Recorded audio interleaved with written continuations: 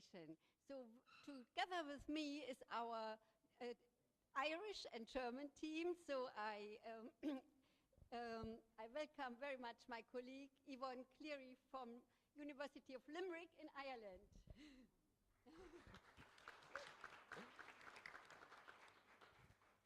Thank you very much, Susie. I'm honored to be here, and it's a great privilege to be part of the project and to be here in Kilifi and at Pwani University today. So, shall I pass back to you to introduce Belinda and Nicole? Okay. So, and together with us now here in Kilifi is Belinda Oechsler. Everybody knows her. She's the heart of the project in Germany. Welcome, Belinda.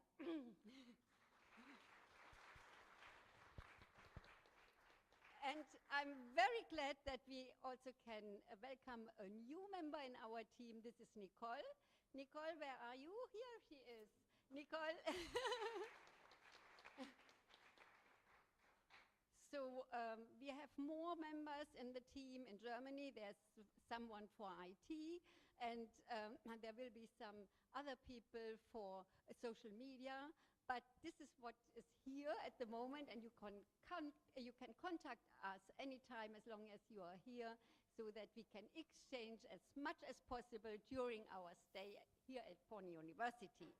And now we hope we have a very fruitful day together. Let's see what we have prepared for you so that you get an impression what has happened in the years since we started our cooperation. Thank you.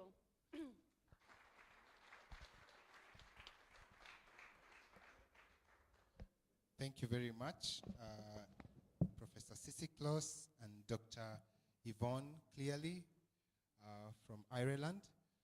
At this point, then we will move on to the next item on our agenda.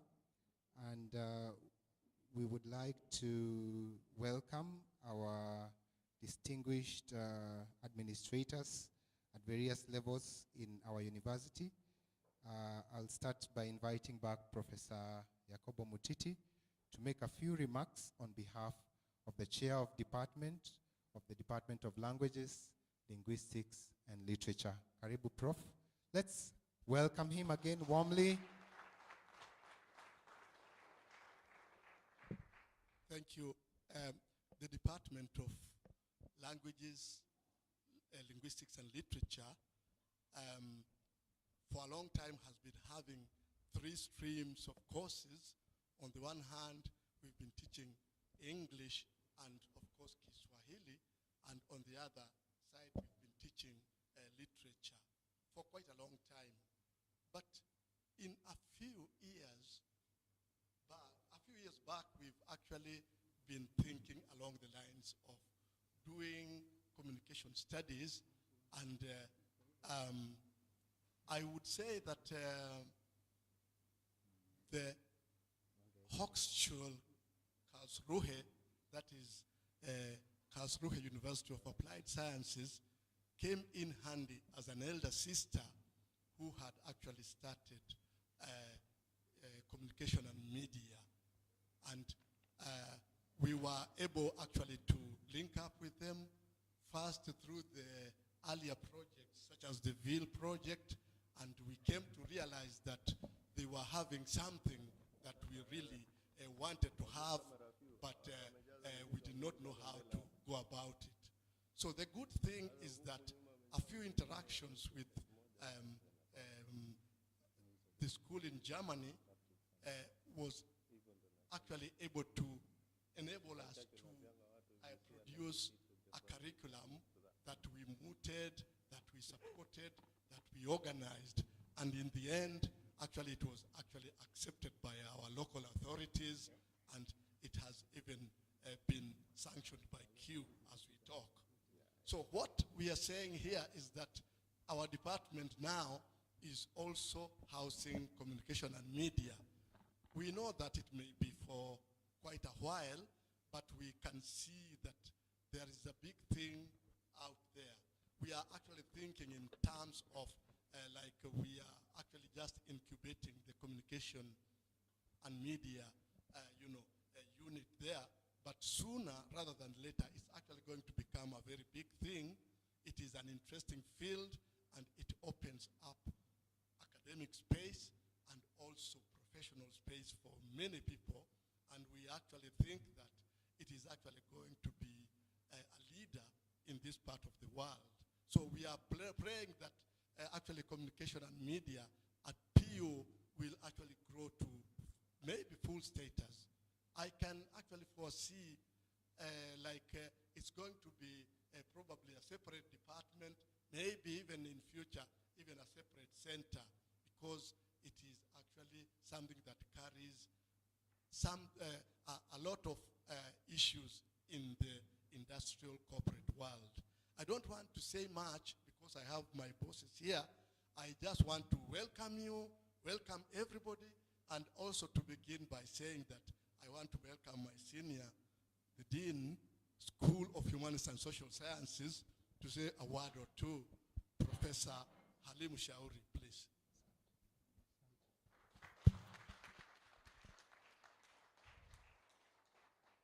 Thank you very much, Professor Yakubu Mutiti.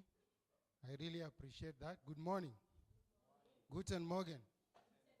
Wie geht's? Sehr gut. Mir geht es gut. It gives me great pleasure to be here, DVC, to be able to see the event as planned. When Professor Sisi was talking of 10 years already, I was like, oh. So when this program started, it has added 10 years to my life. So I'm 10 years old because I saw this program from its humble beginning. And we were very excited when this program was coming on board. So as a school, we really appreciate, and we've really been providing the necessary support and of course pestering university management here and there to be able to support this program. We've come this far, and we must say that we are proud of the team that has been very consistent, dedicated, and motivated to make sure that this program takes off. When the program was starting, we were actually very excited, and we still are excited, and we are looking forward towards this program being even opened up for other professionals to join. In as much as, you know, when you start the journey, you want to start it in a modest way, but we want to ask you that I think it's time to grow, and it's time to open your wings and be able to allow many of us to join this program. I find this program very interesting because myself, sometimes I ask myself very difficult questions that touch on what we do as lecturers, as individuals in life, especially with regard to how we communicate and how whether we effectively communicate what exactly we want to be done by those we communicate to.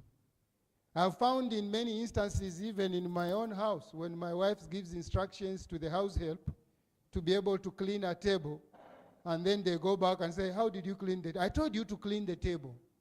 So I ask myself, but did you transfer the way you wanted the table to be cleaned? Because you had your own idea in your mind on how the table should be cleaned, but clean it very careful. What is very careful? When I sit in education institutions, especially I chair the board of one of the national schools here called Bahari Girls. You find that teachers spend 4 years with the students, 50, 60 students in a class. When the results come, only one student has an A, and the others are out there. Then you wonder, for the 4 years, the teacher has been talking to one student. The teacher was not able to communicate the knowledge that they have, because if they manage to get one A, then it means they have what it takes to make students get an A. What stops them from communicating to the larger group so that they can all get A's? So I am in the same boat as a sociologist myself. Sometimes I'm also caught between a hard place and a rock, I'm told, in terms of how I communicate my research, in terms of how I write. Sometimes the problem that makes us not to be recognized or to make an impact in our fields of study is because we can't communicate. We may have the best and excellent results from our researches, but communication then becomes a really big challenge. So I asked the team that, can you please open these doors for many people to be able to communicate? 21st century and maybe going forward will be a world open to communication. If you cannot communicate, you're out. If you are not in TikTok, if you are not in LinkedIn, if you are not, then you are not. And things are getting more complicated, artificial intelligence and all sorts of stuff coming in. So you must be good in communication in your area, whether you are a teacher, whether you are a psychologist, you must be able to communicate that psychology to your students and to the people and to the community. With those many remarks, I want to take this opportunity, very humbling opportunity, to be able to invite the Deputy Vice Chancellor in charge of academic. And probably before he comes in, I also give apologies for the DVC Research and Extension, because there was another meeting that is going on, and of course, it is not very efficient to have two DVCs, and another meeting is not being chaired. So we excused him. He came in, and then we told him, yeah, you can go, because we have the DVC in the right place, because this is a program, and the DVC academic is here. Professor Mulewa, it is my humble request that you stand up, address us, and probably, not probably, in your own wisdom, open this event. Thank you very much.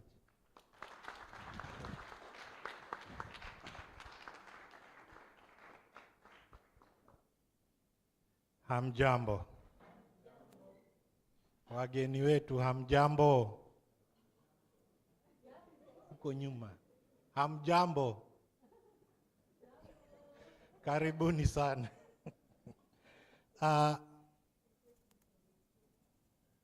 I cannot communicate effectively because I'm a biological scientist, right? But communication is very important. Lakini hayo siyo yaliyonileta. That's not what brought me here. I take this opportunity and I feel very privileged to welcome you all to Pwani University. It is a momentous occasion to all of us in Pwani that we are witnessing today. I'm standing here as the acting Deputy Vice Chancellor in charge of academic and student affairs. I got invitation to this occasion to that effect, but before I could come, the Vice Chancellor asked me to come and represent him. So I'm here in that capacity. So when he asked me to come and represent him, I asked him, what is it that you want me to pass on to them? And he's not a man of many words. He just said, Wambie karibu sana. So karibuni sana, feel at home. Pwani University has been engaging with you, and for an engagement to last those many years and still see the partners so enthusiastic to continue, it's really, really wonderful. And I want to wish you all the best in these endeavors. The MCM, when I saw it, I thought it was Mulewa Chrysostom Mwatete. That's the initials of my name. And I was like, oh, this is me. But it is now Masters in Communication and Media. And personally, when it comes to communicating, it is my nightmare. I do the research, analyze, and then I'm told you have to communicate. Because if you don't talk about it, if you don't communicate, it has not taken place. Right? Nobody knows that you have been working for 3 or 5 years. And for the biologists, we don't get trained on how to communicate. We just trained on biology. So it has been a challenge. We have learned the hard way because we have had to communicate for us to be where we have been. Now this course, I hope, will make things not easy for the practitioner, but those of us in those distance disciplines that really find communication a challenge. Those will be my remarks. I want to wish you all the best in this interaction, and with those few remarks, I feel privileged to declare this event officially open. Thank you very much. Thank you very much, Prof. Kindly hold a little bit before you sit down. We mentioned earlier, this event also marks 10 years of a very fruitful and successful cooperation between Pwani University and Karlsruhe University of Applied Sciences. And we have a special gift for Professor Sisi Kloss for that very fruitful cooperation together with her team. So we would like to request you to come forward and together receive the gift to just mark 10 years of our cooperation.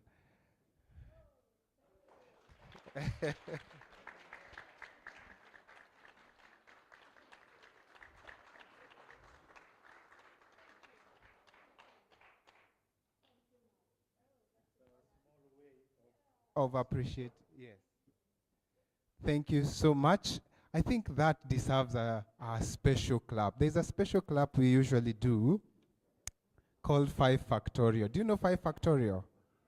5 times 4 times 3 times 2 times 1. To just mark 10 solid years of great impact in the community, great impact on campus, great impact by extension, even on the host institution, so to say, Karlsruhe University. It's a landmark that is worth celebrating. So can we just mark it by a 5 factorial? Let me put the mic down. 1, 2, 3.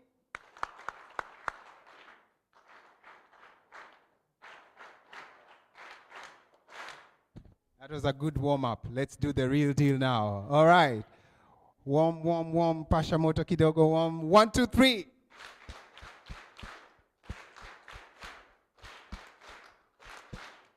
Very good. Thank you very much. Thank you, Professor Sisi. Thank you, Yvonne, Belinda, and the entire Karlsruhe and Ireland team, and also Pwani University team, headed by Professor Jacobo Mutiti, and the rest of the PU team for the successful cooperation that we've had. And we look forward to many, many more years of a great cooperation.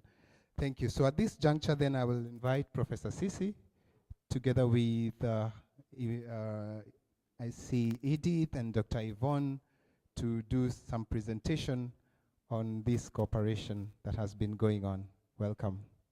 We have 2 mics.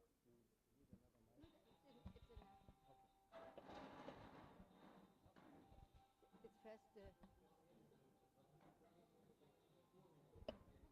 Is it loud?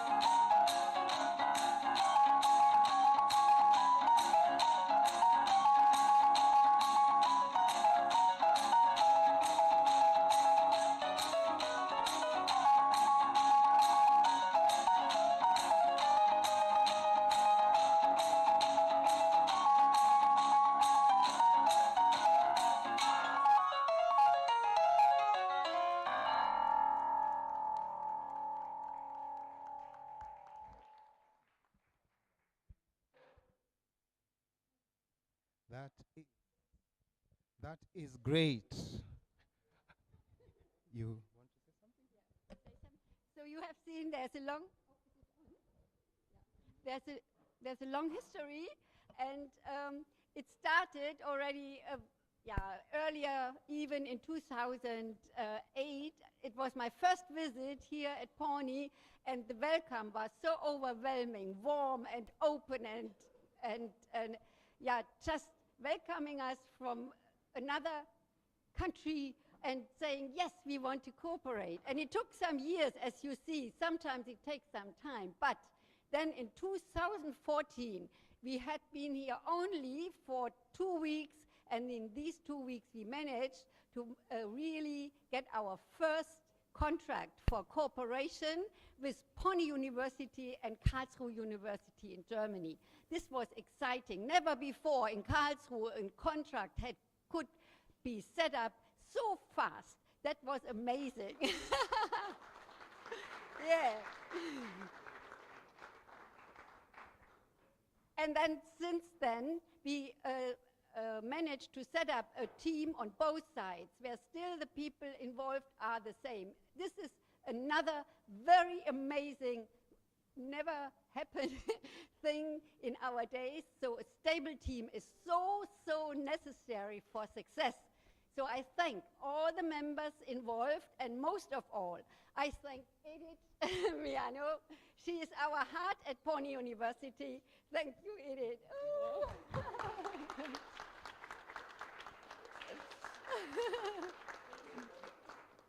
And I thank Belinda Oxlas. She came in 2018 as a student, actually, but then she lost her heart to Kenya, and since then, it's her second home. Belinda, yes, thank you.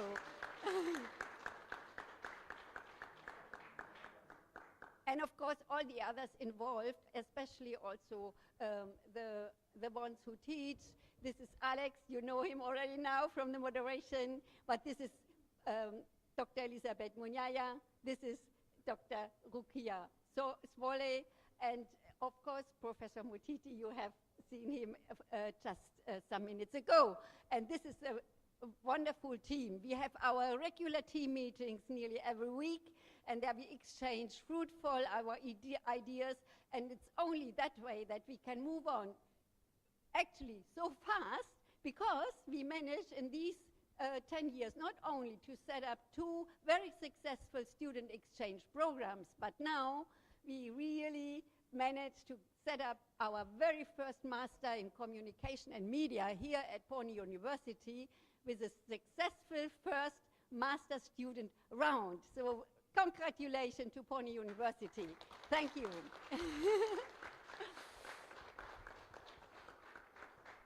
And what made it even more exciting, you know, our study program has to be international and interdisciplinary. And the international aspect actually in Germany was not so in the focus. It was very German-based. And this project gave us the first chance to really set up an international environment. And this even could be improved to, as I could win my dear colleague, Yvonne Cleary from Limerick University to join our team. So welcome, Yvonne. Thank you. Thank you. I'll just say a couple of words about joining the team. So I knew Sissy since 2015. Sissy and I were in a project together, an EU project where we developed program prototypes and competencies for technical communication. So I knew something about her program, and we both run very similar programs in technical communication. And I also knew a lot about her amazing reputation throughout Germany. And she had told me a little about starting cooperation with Kenya, and it sounded so exciting. So then when the pandemic happened, Sissy and I were discussing other topics, and she asked me if I would be interested in having Limerick involved in the field cooperation. And I already knew about Eddie, and I thought, God, this would be wonderful. So I was delighted for our students to have the opportunity to participate. And I didn't know that it would lead to all of these other exciting opportunities. So I'm absolutely thrilled to be involved and to have been included in the project. Thank you so much, Sissy.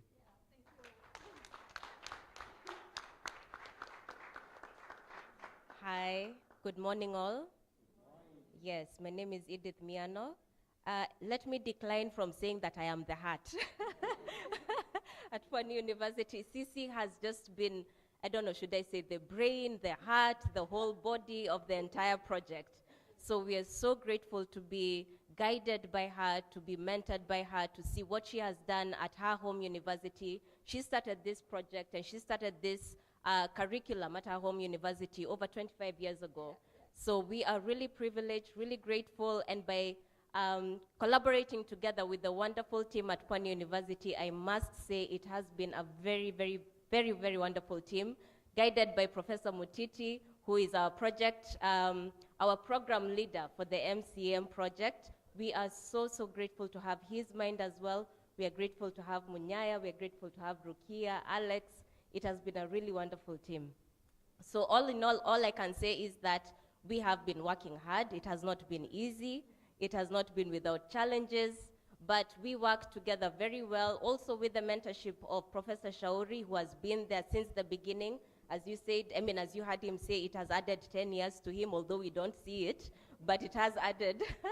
So we are all really, really grateful. We are all really, there's so much that we could say, but all, in short, we are grateful to have had these 10 years, and we are grateful that hopefully we will have more with this study program that is very new, and we hope to see it grow with more students joining us. And soon enough, you'll also be hearing from the students who are currently there.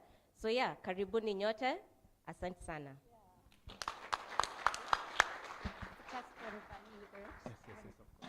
And just to finalize and to give you an impression it's going on, we were invited this year from the German embassy to join for a big event to celebrate our exchange program field together with Limerick, Pwani, Germany. And then it turned out that a lot of other universities have immense interest in such kind of collaboration and study program. There was the Kenyatta University, there was the University of Nairobi, there were some vice chancellors from other places, and they all approached us on the event, but already later we got a lot of emails. How can we cooperate? How can we learn from what you have set up? So Pwani can be proud to be the very, very first to set up such things. Thank you. Thank you. Awesome, wonderful. Let's give them another round of applause.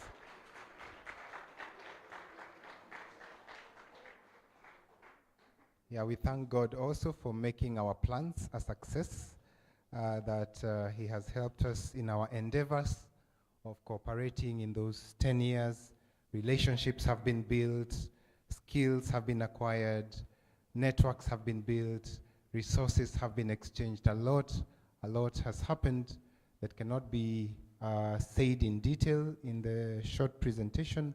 And we are grateful to God and to everyone who has put in some effort towards this cooperation. At this juncture, without further ado, I will welcome Dr. Elizabeth Munyaya. Just a minute. What are you saying? I thought there was a bit of a change, but I think we are still on course. So Dr. Elizabeth Munyaya is the current director of the Board of Undergraduate Studies, has also been a very key member of the project team, and today she will, as she has done in the past, present to us some details about the Master of Communication and Media. And this is especially for people who may be hearing about this for the first time, to get to know more about what it's all about. And you can make a decision if you are a student to pursue this after your undergraduate. You can also tell a friend and another friend and another friend. So pay attention and let's hear more about the MCM program. Karibu Daktari. Thank you, Mudanga. Thank you, everyone. All protocol observed. Allow me to present the success of implementing the Master of Communication and Media program at Pwani University. I just want to get into some few comprehensive analysis of the same so that we can indeed get to know what has happened over the years. The background. Now, focused on the pivotal role of communication and media in societal development and idea exchange, Pwani University initiated the implementation of a Masters of Communication and Media program, which we all call MCM, but not Mlewa Chrysostom Mwatete. So in 2014, there was a memorandum of understanding that was signed between Karlsruhe University of Applied Science and Pwani University under the leadership of Professor Sisi Close. Then later, the MOU expanded to include our sister university, the University of Limerick in Ireland, and that group was led by Dr. Yvonne Cleary. Now, these three universities collaborated to establish this Masters of Communication and Media program at Pwani. And it was all funded by the German Academic Exchange Service, DAD. Now, if we are to simply look at a review of the literature, most of it attests to the significance of advanced education in communication and media. And that was the idea that set the foundation for this study. And even previous research on similar programs, both nationally and internationally, also provided context for understanding that potential, impact, and challenges associated with implementing such a program. You have had evidence here, Professor Sisi saying there are some universities that are interested in such a collaboration. So it means we are far ahead of time, and we thank God for that. Now, the curriculum design and the course offering. Now, the design of this program is in such a way that it emphasizes the alignment of courses with industry needs and the emerging trends. And the faculty members that are involved in taking through the students in this program have the expertise in integrating practical experiences into the curriculum, and that is what is happening even as we undertook the students in their first semester. And data shows that of the 4 of the 5 units that were taught in the first semester, all of them were examined through practical assignments and project work.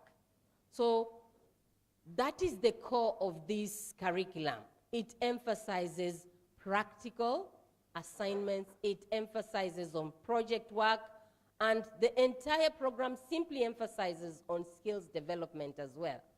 And we will later on see the demonstrations by the student presentations when they are given the time.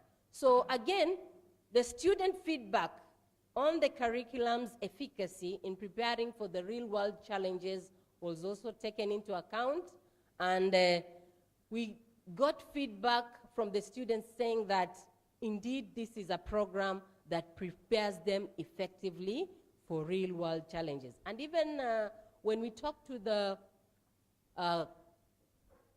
employers that we hope to bring into the picture, they felt that the skills that we are teaching these students are very well suited to prepare our students for real-world challenges.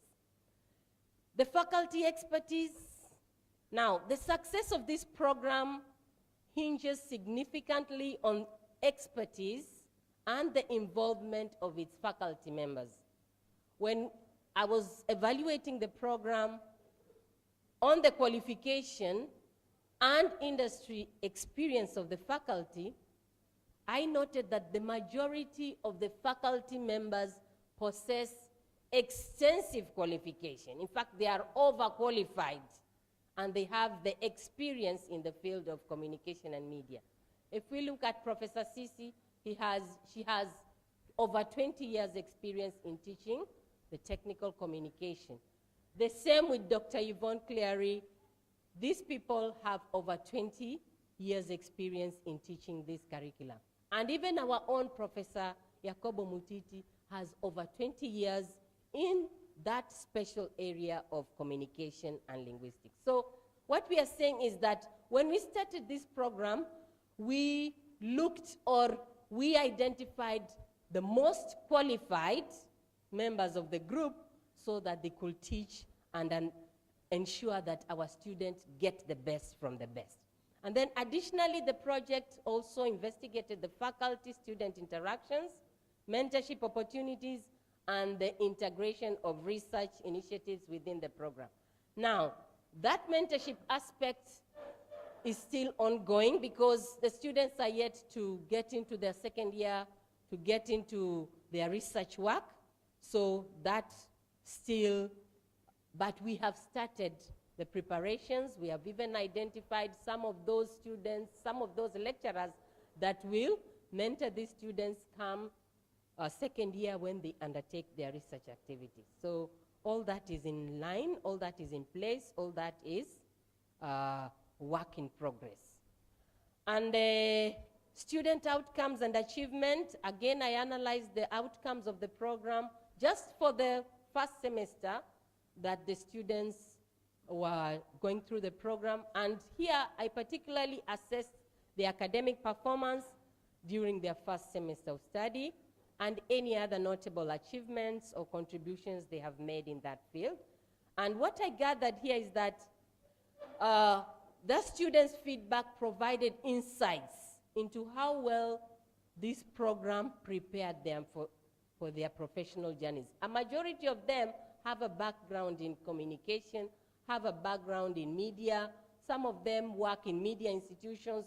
So being taken through such a program, as we have said, prepared them more effectively for their professional journeys in future. So subsequently, we again looked at company feedback, which evaluated to understand the opportunities for field attachment, because this is a unique program. We hope that as these students undertake their research, they'll be based in companies out there. So that's why we would call upon the company and the employers, the companies that are here with us, so that we attach these students to them, and then they undertake their project work, they undertake their research work when they are within these companies. So the MCM program prioritizes creating a positive student experience. Again, this being a student-centered learning, it serves as a foundation also for the success of the MCM program. So the focus here is that we underscore the serious consideration of student satisfaction as a major indicator for the program excellence. The impact on university reputation, the success of the Masters of Communication and Media program that is at Pwani generally enhances the university's reputation, be it within the academic world, as well as in the community and in the broader society as well. The project or the program acknowledges the immense pride and satisfaction of all those who contributed to the establishment of this degree program, and it is gratifying to observe that there is the careful and diligent efforts that were invested. You saw the video here. There is so much that has been put into this program, and as we can see, it has really yielded remarkable dividends. So the response to the new degree program, we are calling it new because it's a pioneer. We have never had such in Kenya. Okay? So the response for this program from faculty, from the employers, from the administration, from the public, and most significantly, the students all has been overwhelmingly positive. But even with the successes, there are bound to be challenges. And there are some challenges that we have encountered as co-participants in the implementation of the program. And one of them is financial constraints, which is being faced by all universities, not just Pwani. So financial constraints are prevalent in today's academic landscape, and Pwani University acknowledges the realities of operating within a limited budget.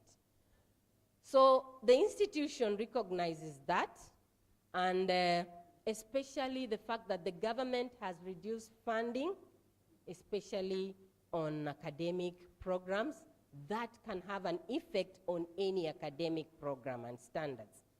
But Pwani University acknowledges that difficulty, and they saw a need to put together a balance between the program enhancement as well as resource reallocation. And in that, they went ahead now to, in the first semester, we have had adjunct professors coming in to teach, okay?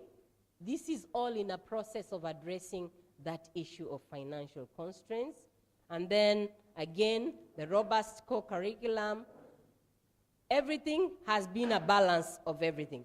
Robust co-curriculum, innovative teaching methods, and most importantly, the success of this program could not have been realized had it not been for the collaboration and close partnership that Pwani University has been holding between it and its partners, the University of Karlsruhe of Applied Sciences, as well as the University of Limerick, because all these people are part and parcel of our lecturers who are ensuring the success of it.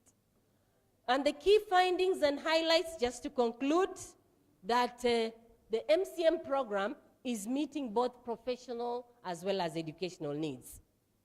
Still, the employers have expressed that extremely high regard for the program, especially for the graduates who demonstrate a background in academic inquiry. So the employers here say we would want students or graduates who have the following qualities: a strong background in academic inquiry, independent thinkers, critical and creative thinkers as well. Also problem solvers as the key skills in information management. So the students that we hope to graduate, let's say in 2026, okay, have that academic background that we have taken them through, and they will have the understanding of research that prepares them to pursue further academic work. There are others who will want to come back as lecturers. So we have grounded them as far as that is. So in this regard, we are saying that the Masters of Communication and Media program is on the right track, and a very important track as such. So in conclusion, if you wish, there are those that are 4th years here, if you wish to join us in September this year, these and much more experiences are what you will experience as a student in Communication and Media program at Pwani. So the way forward, welcome. Karibuni sana, students, for the September intake, which is ongoing right now. Thank you, and asante sana.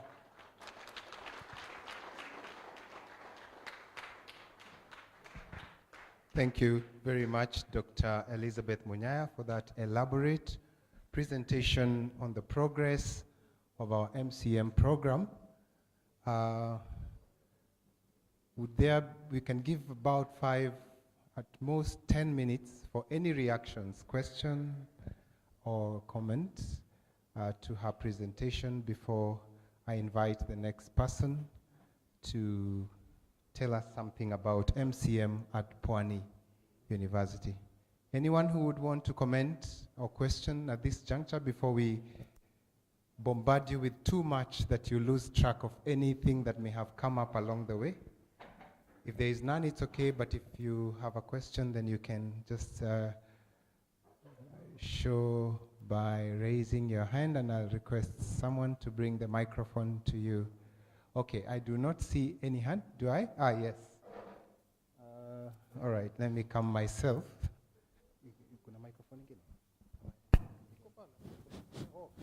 All right, I'm informed there's a mic there already. Good. Go ahead. I'm Ruto Sami, the Dean, School of Education. It's a very interesting program, and I'm particularly touched.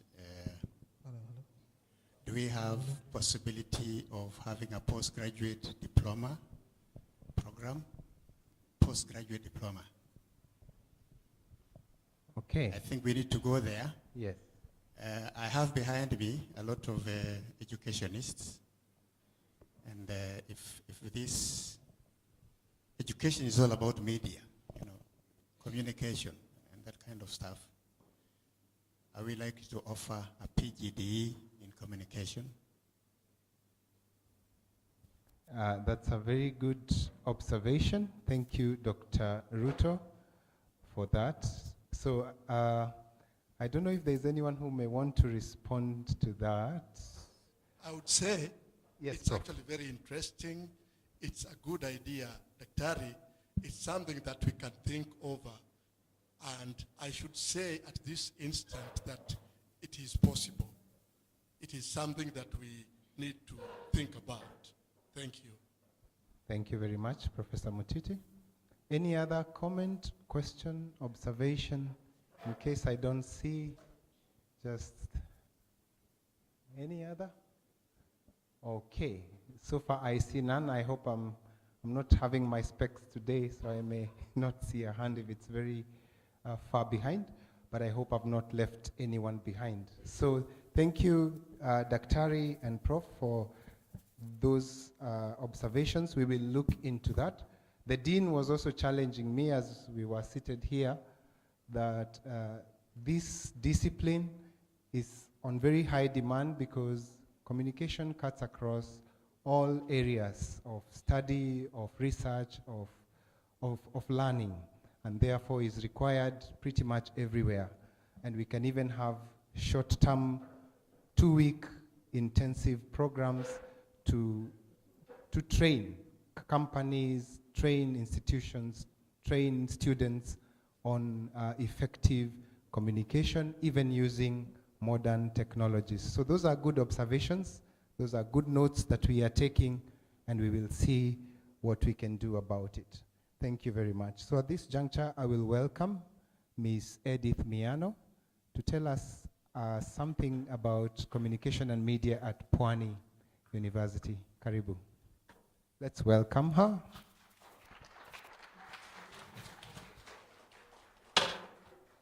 Thank you very much, Bwana Alex. Maybe also a clap for Alex. He's a very good moderator. So we have had some good points from Elizabeth about the communication and media program, and I wanted to just dive a little bit into what we are currently doing with our current students. And just to give you a little bit more information about communication and media at Pwani University. As you had heard, this is a program that's already started elsewhere, but for us, this is relatively new, or should I say entirely new. So when we say that, what do we mean? The communication and media program, especially the discipline and the relevance, it's actually known also as the technical communication program as well. This means that it is not as part from the typical mass media. It goes into technical measures of communication. So this is a tool for the enhancement and highlighting of intended messages through the use of appropriate media. And that's why we say appropriate media, just specific media that we use, means of technology for the respective target group. So depending on who your target audience is, we design or we, the team of lecturers as well as the students, identify what kind of media tool are you going to use, be it visualization, be it video, to communicate to specific target groups. And it's also multidimensional with social discursive parameters, which are indeed part of the resource repertoire for effective communication. So even as we tell you about technical communication, do not be afraid. You might question, I'm coming from the background of education. It cuts across. We are saying it's multidimensional, we're also saying it's multidisciplinary. So the background that you're coming from, we teach you to actually be able to effectively communicate to target groups. So this will also assist a given professional or also academic in the enhancement of, in the enhanced ability to pass across knowledge and information. Yeah, that is our target, that is our goal. How do you pass the information in the respective field while considering all related factors and parameters? So are you taking, maybe for instance, a video to a place that actually also doesn't have electricity? Are you taking a video documentation to a place where maybe you're communicating to people who are visually impaired? How do you target certain groups? So that's what people actually learn. So it's relevant across all disciplines and also all professionals. So we are saying you can come in from the pure sciences with your chemistry, and we teach you how do you actually communicate these specific formulas to your target audience. So here at Pwani, our curriculum content is as follows. We follow, for the master's program, we normally have 2 years, or let's say perhaps 4 semesters. The first semester in the first year, we will tackle communication and media, and that's what our students have been doing, did last semester. They also did a course on visualization. They also did a course on media management, how to work with certain media, specific media. They also did multilingual workflow, learning aspects of the German language as well, and seeing how can you use that as well in your communication. They also learned information technology and management using specific software. The students will also let you know more about that. They learned something about Flair. Some of you maybe have heard about it, some of you haven't, so maybe you will get an aspect on some of those specific skills that they picked up. In the second semester, they go through communication and media too, and they also get a deep understanding of research methodology, specifically in the field of communication. There is also project management and entrepreneurship, and they also have language options. How do you communicate, for instance, in Kiswahili? The right terminology, the right vocabulary. So the same thing with German for communication and also English for communication. You do not want to lose your target audience once again. Then in the second year, they do a research project or a thesis. So this is what you can expect as an undergraduate student. When you enroll for this program, this is what you can actually expect to tackle. So all these tasks and assessments are usually carried through in the form of exams, essays, class presentations, written assignments, there's practical project work, and we really do highlight there's a lot of practical work that is done, there's a lot of skill-based techniques that they pick up from this course. So there's videos and film and also online content production, social media, and things like that. Those are some of the skills that they pick up and that you will be picking up when you enroll as a master's student in communication and media. As a student who enrolls for this program, you may be asking yourself, down the line, after I have finished the program, what can I look forward to in terms of a career? Where can I fit? That's normally the number one question our students tend to have. Where will I go? How do I get to earn my keep? So one of the ways that a student can do that, after getting the skills in communication and media, you can become a technical writer, you can become an information architect, you know, working on certain websites, learning how to organize certain information. There's also content and social media manager, that is really big currently. A lot of you probably are also working with social media, so you learn additional skills to enhance the area that you'll be working in. There's also translation manager if you're coming from a background of Kiswahili, if you're coming from a background of Arabic, whichever background, you can become a translation manager. There's also web designer. So this is a course as well that will give you the skills to enable you to create your own website or partner with organization, create websites for them, and enhance certain information to be taken across. And also being a knowledge manager and very many more. This is not just the final list. The area is quite broad, and students actually earn the skills to be very creative, to create employment for themselves as well with the skills that they are taught. So those are some of the highlights of areas that you can go into. And our experts here, students who have actually gone through this program before, can also highlight to you exactly what they also do. Our students from Germany as well, our faculty. If you have any additional questions, they can give you information on certain areas you can go into. So what makes MCM special, you may ask yourself? So it is a joint collaboration with Pwani University, as you heard, and Calso University of Applied Sciences. And this is also in sponsorship with DAD and the German Federation Ministry of Education and Research. Without that, we really wouldn't have been able to bring the program as far as we have. So we are really appreciative of that kind of funding. This is also a pioneering program. It's a first master's program in this discipline in Kenya. Again, this is not something we have had before. It is not to be confused with mass media, yeah? So technical information, technical communication is an entirely new discipline. So attending or enrolling for this master program actually puts you ahead as one of the pioneers in the country, to be one of the first people to undertake this program. It's also, we have international lecturers from different countries, different backgrounds. So we have from Kenya, from Germany, from Limerick as well, from Ireland. We have from Spain. It cuts across. We have people who are coming also from Denmark as well with us. So it is quite let me say, it's very international. So you get skills from different people, we exchange together, and we learn together, you know, from each other. They learn from the Kenyan context, and we learn from the Western context as well.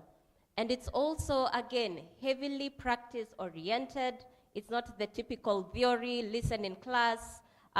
It's very hands-on as well. So that is something that we have seen is actually also fun, should I say. And it's good for us to actually have a little bit of fun, even in academia. So practical skills are there present, the learning approach with many projects and up-to-date technologies, different softwares, different programs. This is some of the things that they pick up. Again, it's interdisciplinary. So it's relevant in various disciplines. Students with different bachelor backgrounds can register. If your background is in mathematics, you can still learn how to communicate mathematical issues. If your background is Kiswahili, you can learn to communicate different things from the Kiswahili background. If your background is, anybody have a background maybe they want to mention? If your background is? Nothing. If your background is? Okay, from the students, if your background is? Hospitality, we actually also have somebody who has done this from hospitality. Again, psychology, we have people who have also undertaken this program from psychology. I have students from each other background.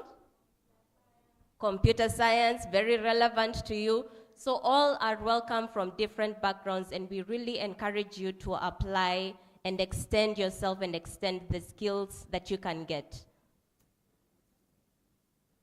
And in conclusion, this and much more you can expect when you enroll for the Masters in Communication and Media program at Pwani University. We have posters around If you take a picture of the QR code, you will get more information on how to enroll.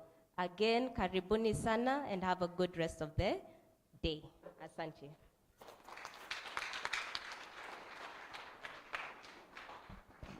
Thank you very much, Edith, for that detailed, precise presentation on the Master of Communication and Media.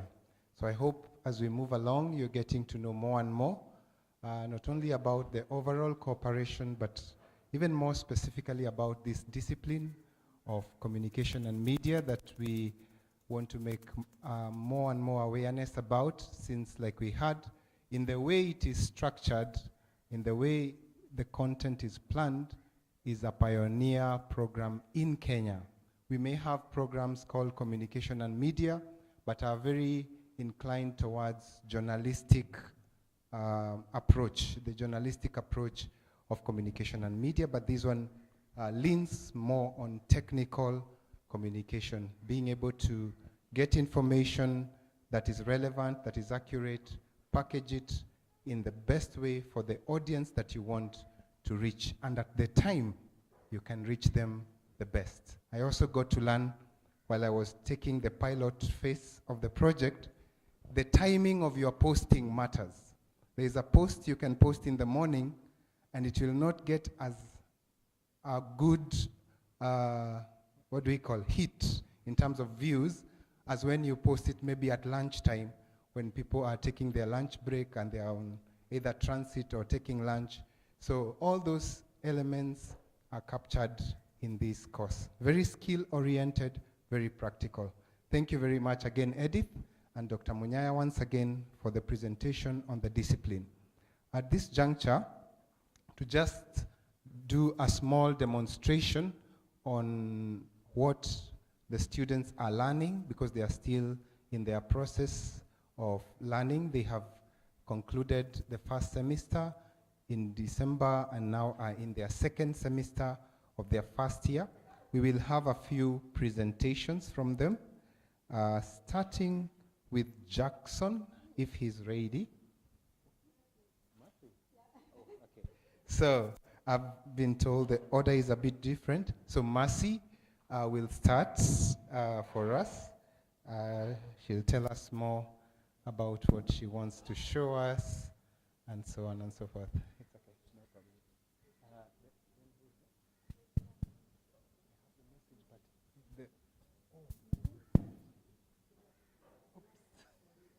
I was looking at the older list. It's okay.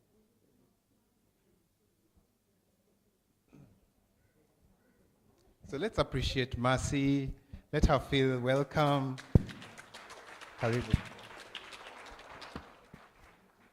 Good morning, everyone. Good morning again. I am Mercy Nzembi Kalama, a current student of Masters in Communication and Media, and I graduated here in Pwani University with a Bachelor of Arts in English and Linguistics in 2023, and I enrolled in the program in the same year, 2023, September. So today, I'm going to demonstrate the key takeaways from last semester, the skills which I acquired, and how the course has been beneficial for my personal growth and my career path. So, the Professor Sisi will showcase one of the projects which I did for my final exam, and we used a software tool called Madcap Flare, which we use to produce output, and it can produce output in different forms, HTML, PDF, Word, and so many others. So, as the professor is opening the output, I would like to say that the different courses which have been offered, they are connected to each other. For example, the final project, it was a connection from the different courses which Edith has shown here. And for example, we were introduced to rule-based writing, which is a course we were taught that for when you are writing, there are two aspects which you have to identify. the target audience, and the purpose of writing. And also, in those courses and the one which you are currently doing, the lecturers are mainly emphasizing on the 4 C's of communication, which are every information should be correct, comprehensive, concise, and consistent.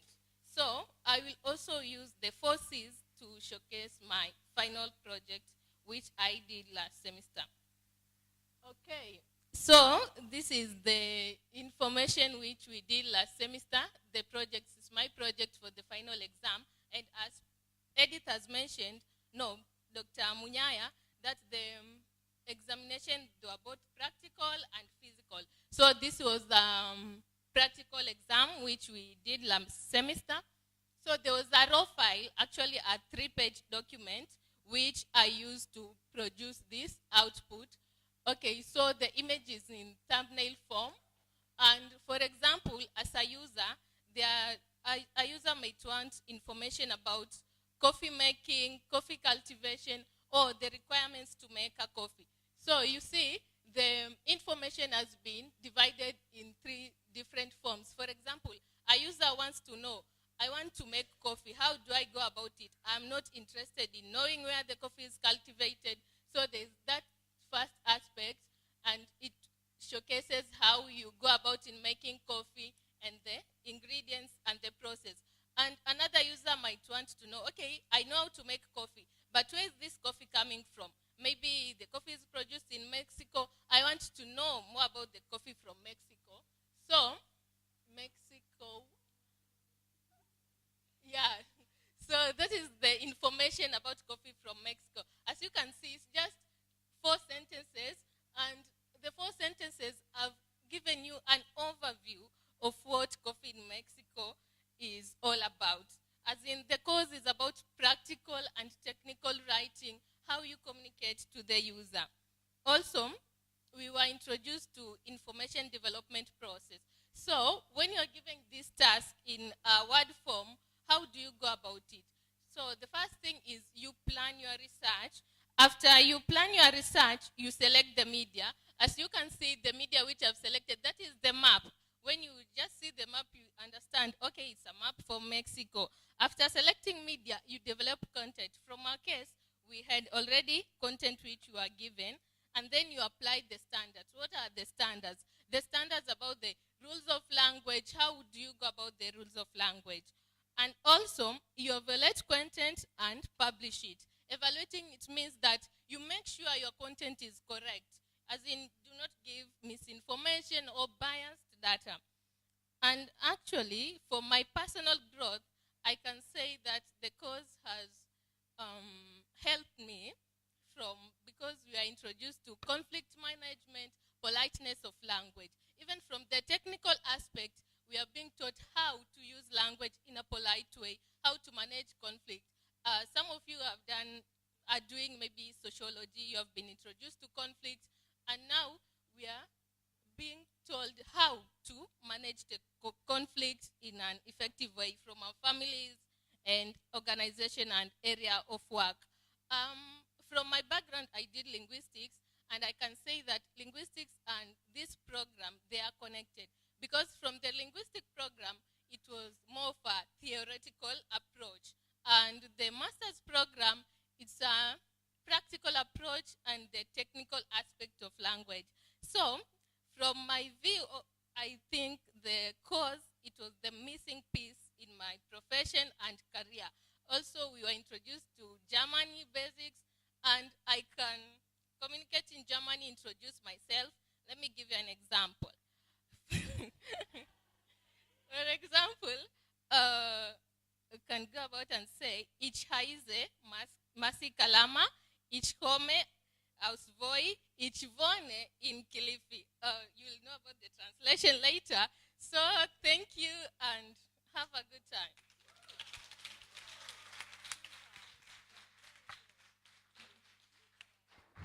Thank you very much, Masi, for that insightful presentation on Madcap Flair, and also that you can speak a bit of German, plus all the other wonderful details that you gave us. That is good. And to continue on that same note of presentations from the students, I will welcome Ivy, who will present something that she picked up in her semester 1 on presentation skills. Karibu. Let's encourage her as she comes, as she comes, as she comes. Yes, if you want.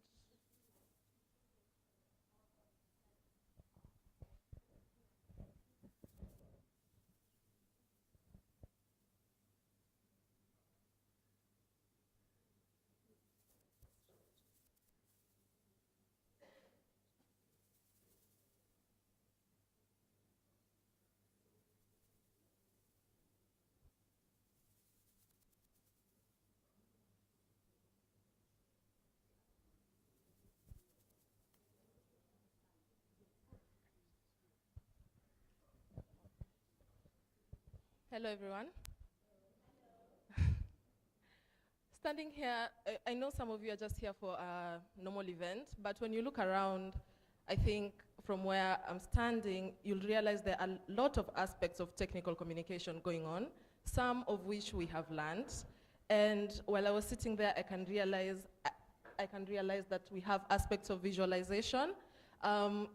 We have videographers, and it may seem normal, but these are some of the things when you come to technical communication, you pay a tad bit of attention to, because they're things when you learn, you just kind of see. So my name is Ivy Kavai, and I'm going to be doing a short recap presentation on what we learned, especially visualization and presentation.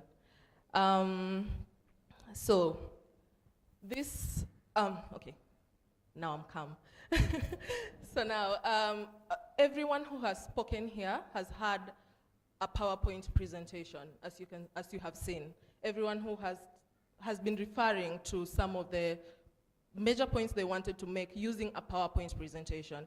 And how to make a proper PowerPoint presentation for such an event like this or for your own company is one of the things we learned in our last semester. Now, this is my presentation for my final exam. I was presenting we were told to present on a program that is socially here in Kenya, and maybe something you want to talk about or to sanitize the audience about. So you can see there is some form of similarity.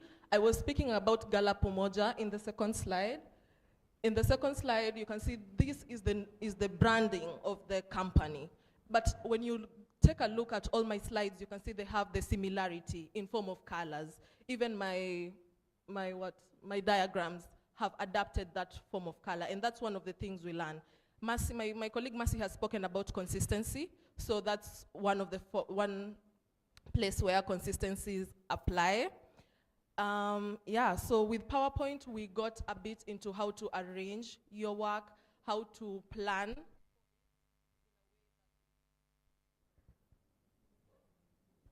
So we learn how to plan your PowerPoints in the sense that when you come to present something, you're not speaking and speaking and speaking to the point where people are bored. We learn how to summarize that content in the sense that you become what you're presenting. In a way, you don't drag people around. And then we also learn about color, what kind of fonts to pick, depending on what you're aiming to present.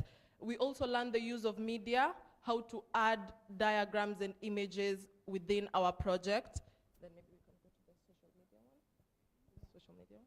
Yeah, so whilst we were learning about this was the main course, but because we were learning about it and we have other classes, I used the information I learned in this class to come up with the same kind of PowerPoint for a different class.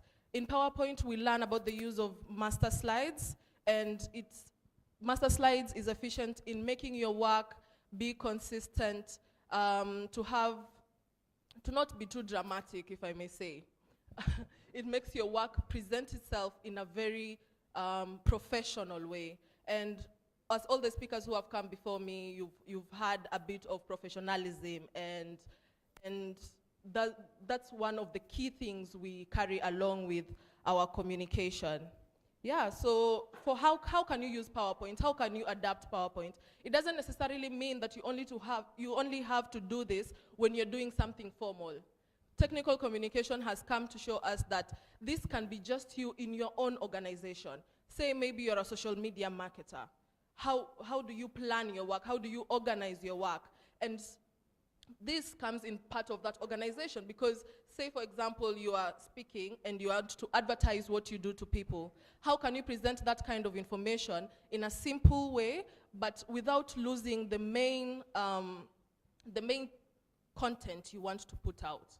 Yeah, so that's why I love this class, because I'm not only going to use it in my classwork, I'm going to use it anywhere I go. Say your father or your parent is also presenting something at an audience. You know, our parents are way older, so some of the advancement in technology, they're not really conversant with. But you can use this knowledge to help someone else do something that is formal and professional and enjoyable at the same time. It doesn't have to be boring just because it looks kind of plain. So that's one of the things we learned in visualization, which I really, really love and which I will carry along as, you know, I go through life. Like, this is the way it's come, it's all through. And that's one of the things I love about technical communication. It's here now and it will be here for a very, very long time. And it can be adapted over and over again.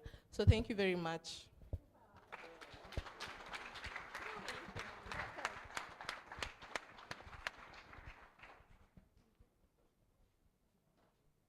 Thank you, Ivy, for that wonderful presentation. Yeah, presentation skills are a must-have tool in business, in career, in science, everywhere. So I think when you can master it and do it well, it gives you an edge in whatever field that you are in. The next presentation is Jackson. I think Jackson is the next student to show us something he has done, a video I suppose, so let him come and show us. As he's coming a long way, let us warm him up with a nice applause. Karibu sana, Jackson.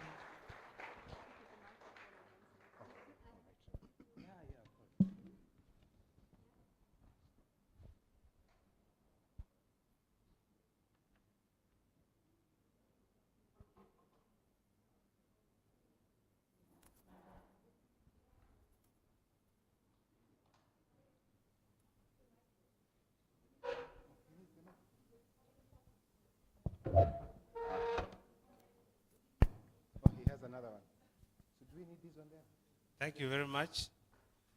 Good morning, everyone. For my German friends, guten Morgen. Guten Morgen.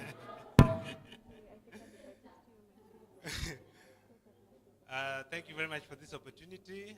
My name is Jackson Msanzu. I'm an MCM student, currently working in Kilifi. I wanted to advance my communication and media course, and I was looking for this program. I went to Mombasa. I went to Kenyatta University. I searched in the internet. I tried to communicate with Maseno University. They have similar programs, but it was because I'm working in Kilifi, I was not able to leave my job and go and do masters there. So I just came to my mind that I should come here and see whether they have this program. And when I came here, I was very lucky to find out that actually there's this program here. But when I tried to find out what the content is, it was a bit different. It was a bit different. It was more of technical than the journalism. My background is in journalism, and I'm working as a journalist, reporting for Kenya News Agency. And when I got to know about this course, I was very lucky, actually. I was very lucky to find this program here.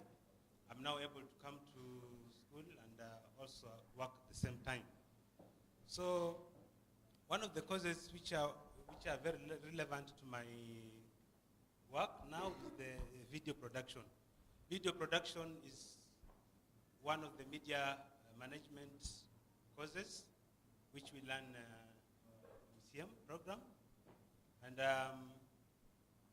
it was very helpful to me because I do a lot of video recording, a lot of interviews.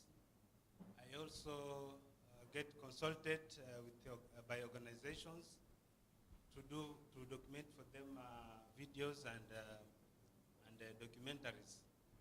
So it came as an eye-opener because I learned very new skills, like the 5 short sequence we will show you on my video. I think I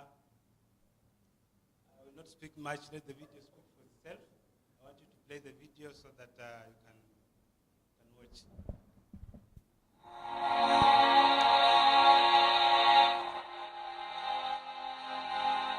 Kilifi Bridge has become a black spot for suicide. People have been reportedly jumping down here to end their lives. Everything looks normal as vehicles cross and people walk through the pathways, but it's little known that others come here with a different mission, to end their lives.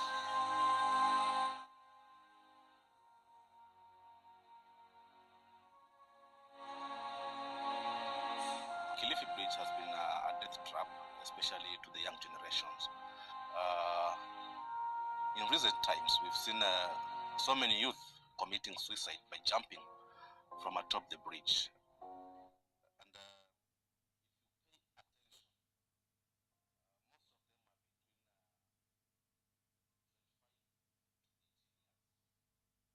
So this clearly shows it's a psychological problem, because we have a generation who do not want to share anything with people who can give them some advice.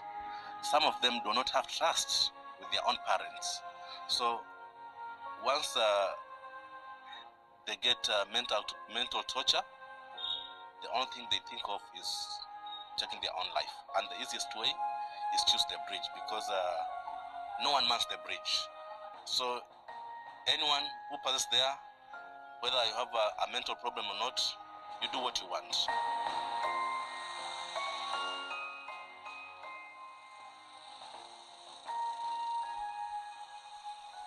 I visited Pwani University, where there's 90% of young persons at Kilifi town, 200 meters from the bridge. I wanted to find out what might be the reasons that push young persons to commit suicide at Kilifi Bridge. My name is Cynthia Masen. Cynthia Masen, why do you think people committing suicide at the Kilifi Bridge?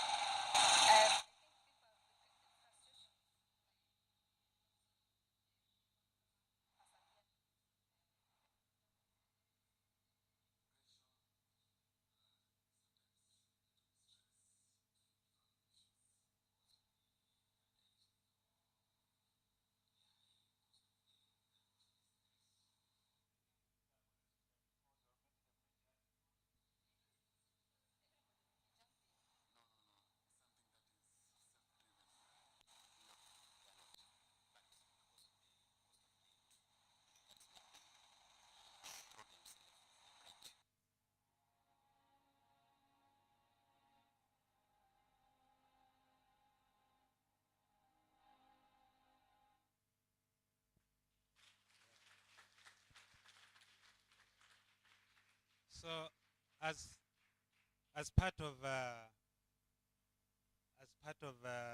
your professional job, media practice or media management is very essential, especially those who will be doing communication consultancy, those who will be doing visualization, those who will be doing technical communication. So, video production is very, very essential as part of the skills in the program. So, apart from video production, I also learned about visualization, that is design. I did a lot of design, and recently I did a presentation for Gapega organization for media strategy. So I'm becoming very relevant day by day since I started this course. Yeah, because people find me, I have special skills. Just less than 1 year now, I feel I'm on another level of my profession. So I don't have much to say, and thank you very much.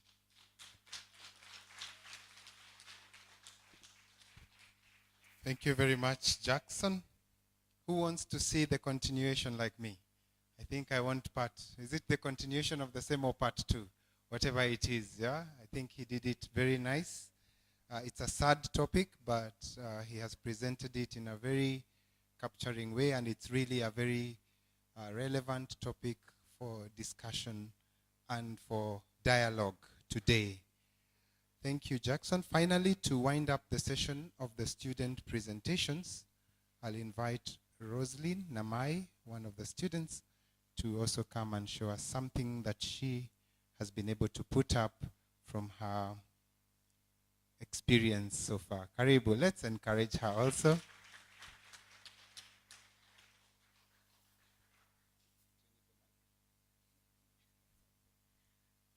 Thanks, Alex. Good morning, everyone. Yes, my name is Roslyn Namai. I'm a student just like the rest who've been here, and we have beautiful stories, we have success stories, and we really appreciate the opportunity that the program has offered us.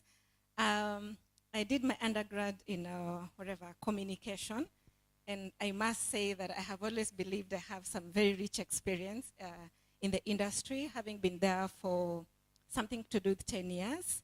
And so when Mr. Alex approached me and told me about the program, at the back of my mind, I was just like, really? I'm already in this thing. I know enough. What else do I need? Maybe I need a master's in something different other than communication. But inside, I had a craving for something. I really didn't know what it was. I wanted something better, and I wanted something that could enrich my experience and my background, but I didn't know what it was. So when he asked me to come here for an open day, I gave it a try. I came last year, and I thought, okay, let me just go and listen. But I still didn't know if really I needed that course. So I came, and I think I sat right at the back, and I let Sisi and the team do their thing, talk. And kind of, in a way, I was impressed, and I felt probably this is something I need. But, and I actually took up the challenge. I joined the course. I did my first semester I was in the first semester. And when I did the classes, I realized, wow, this is basically what I have been looking for. You know, the way your heart responds to the need that you've always been having. And so it's been very exciting. One of the things that I do as my work, basically I work as a comms officer. And one of the things I do is telling stories about my organization. And one of the ways we do that is to tell through video. And I thought I knew everything to do about video until we had Felix. And one of the things that I took away from Felix's class was just taking us through a thought process of doing a video. So when you want to do a video, you know, the storyboard, the script, and basically how to relate with the needs of your target audience. And during my last semester's exam, I did a video. And I did a video on a basic thing that most of us probably can relate to. When you are unwell, or basically what you've been hearing about, a lab technologist, what do they do? When you go to the hospital and you're being told, we are doing some tests, just wait. What do you imagine at the back of your mind? Who is this lady doing this test? Or who is this gentleman doing the test? So I just thought, why can't I just talk about what it takes to be a technologist, so basically what a research lab technologist does. And so I was able to do a short video and basically look at what people think in terms of what you call a vox pop, and from an expert's opinion, what really her day-to-day life is as a lab technologist. Hope you'll enjoy the video. Thank you. According to me, I think the role of a lab technician is receiving of samples, labeling, and analyzing of the samples. So my name is Monica Toroitich. I am a laboratory technologist. I work in the lab and under a section called IBD. So yeah, my work entails receiving of samples that have been collected from the field. I do process these samples, and then I store them in freezers at very cold temperatures of -80. And before that, I need to allocate the freezer positions for these samples, which is done in a system called LIMS, which is an integrated IT system. Yeah, and then I also support research officers to prepare samples for ELISA.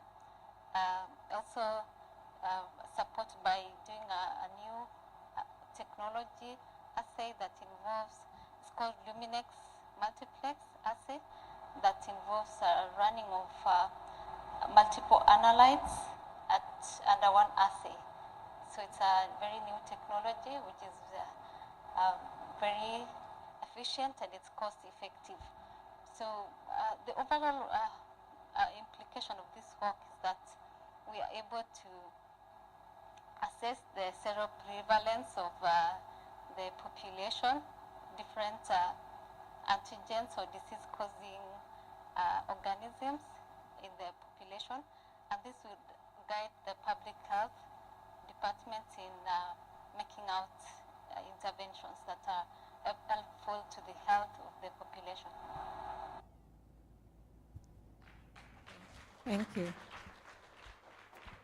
So just to say something about the video, we didn't just go and shoot it or film it. You are expected to come up with 5 different shots.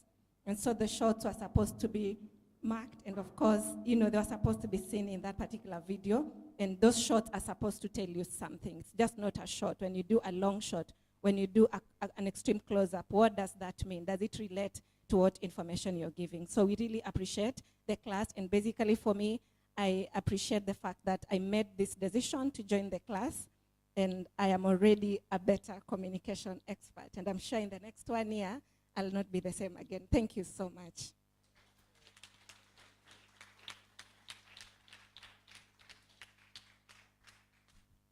Thank you very much, Rosalind, for that wonderful video.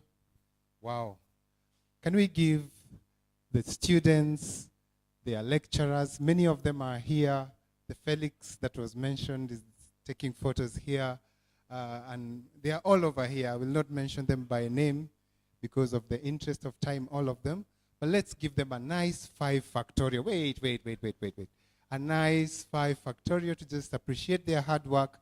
And the fruit that we have seen so far, we can call it the first fruits of this new project, and hoping to get even better lasting fruits through their 2-year study.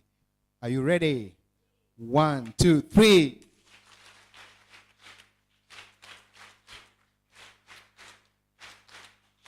Very good. Thank you. Thank you very much for that.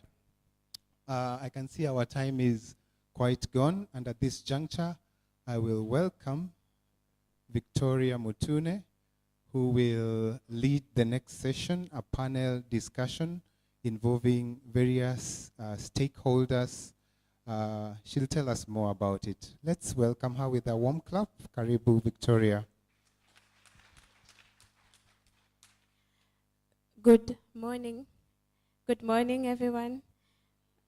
My name is Victoria, and now we will have a brief panel discussion. We are honored to have field experts with us today from several organizations. We are honored to have our lecturers here, and we are also honored to have our students. So the panel team will consist of all those groups. I hope you find it interesting. I hope it sheds light on what MCM is and what the relevance of our program is. So if you are in the panel discussion, we have project lead, Professor Cici Kloss. Let's give a clap to her. We have our project lead from the Pwani side, Professor Mutiti Yakobo. And we are honored to have the Assistant Director of Communication from our county government, Kilifi, Mercy Milanoi. Karibu sana, Mercy.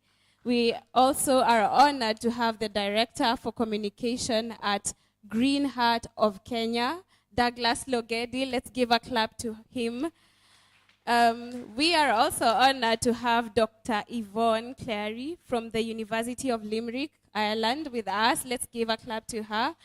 And from the students, we have our very own Ivy Kavai. She did a wonderful presentation. And we also have Peter Guni. Peter Guni is in our IT department, and he also took part in the pilot program. If probably it hasn't been mentioned, I'm sure it has been mentioned so many times. We had a pilot program before the program officially began. So he participated in the pilot program. So, yeah, karibuni sana. We can take our seats. And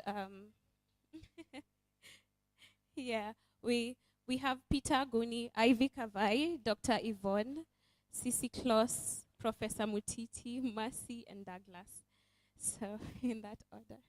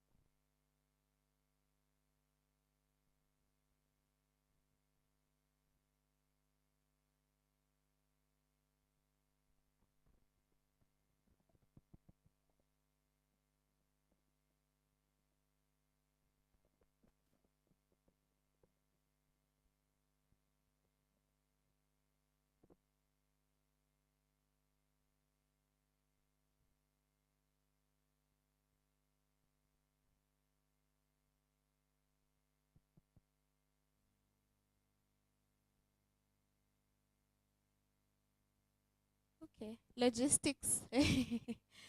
Yeah, putting our houses in order.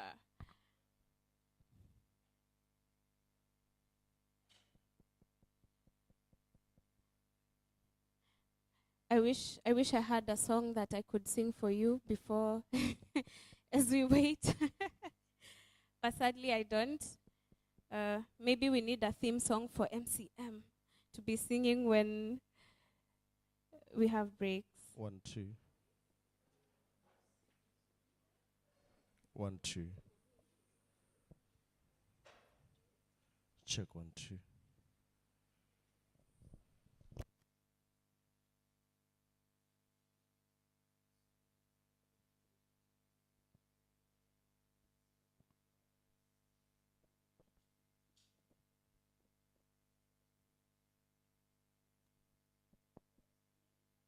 And finally, we have Peter Guni. I had introduced him. He's in our IT department and also took part in our pilot program.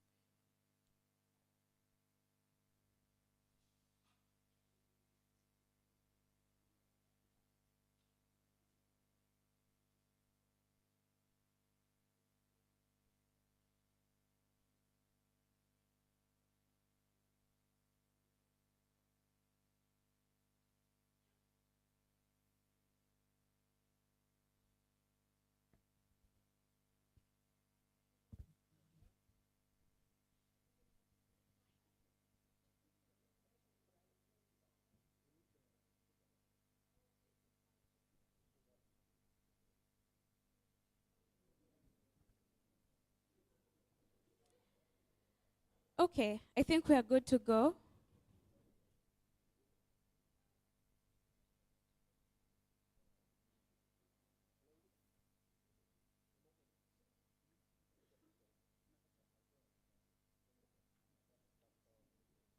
So in the meantime, as we wait for the IT to finish setting up, maybe we can have our introductions, and we will start from the extreme end. So you say your name and title. I have said your names and titles. So maybe you can only say your background expertise, just one sentence. Just give a brief background of your expertise. Okay, thank you very much. Good afternoon, everyone. Is it afternoon yet? It's still morning. My name is Logedi Douglas Luhangala. I'm the Director of Communications at Green Heart of Kenya. Previously a researcher with the University of Nairobi, so I really identify with such projects. Worked with DAD before on several projects. Worked with a few universities from Germany, from the UK, from Switzerland, and South Africa as well. Pleasure to be here.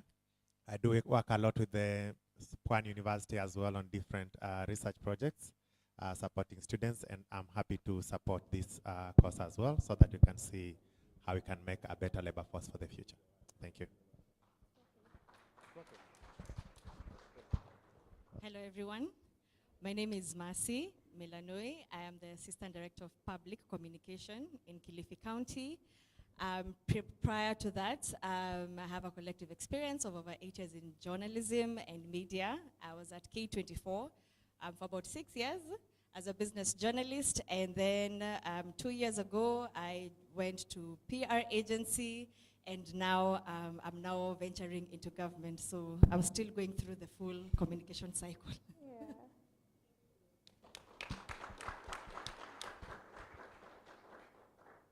My name is Yakobo Mutiti. I'm Professor of Linguistics and Communication, Pwani University. Currently, I'm the program leader of the new MCM program, and I have quite an experience in relation to linguistics teaching and matters communication in diverse places. I've been at the University of Nairobi, I've been at Egerton University, I've also gone places, University of Iowa, I've also been at Ohio University. I did my studies in Nairobi and in Kenyatta University. I also went to the University of Edinburgh, Scotland, and I've actually had time to move up and around, teaching and also supervising research students. On my hand, I think I've supervised over like 15 PhD students who are also professors like me. Thank you.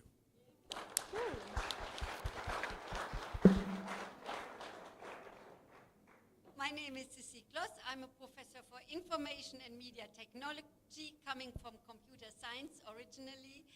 And the good thing was to come into this field, and we could create the very first study program for communication and media in Germany in the late 1990s, together with 2 colleagues. So we did the same in Germany as we are doing now, and yes, that's my background.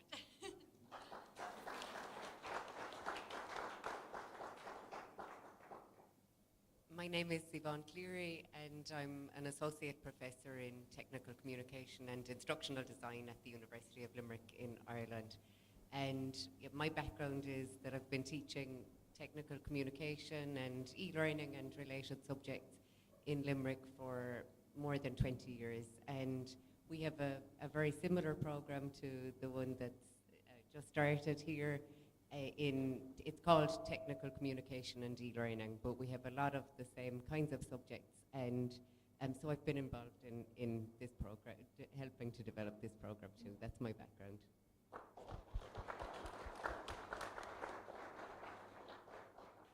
Hello, my name is Ivy Kavai. I'm an enthusiastic MCM student. I do have a background in communication, electronic media from Desa University.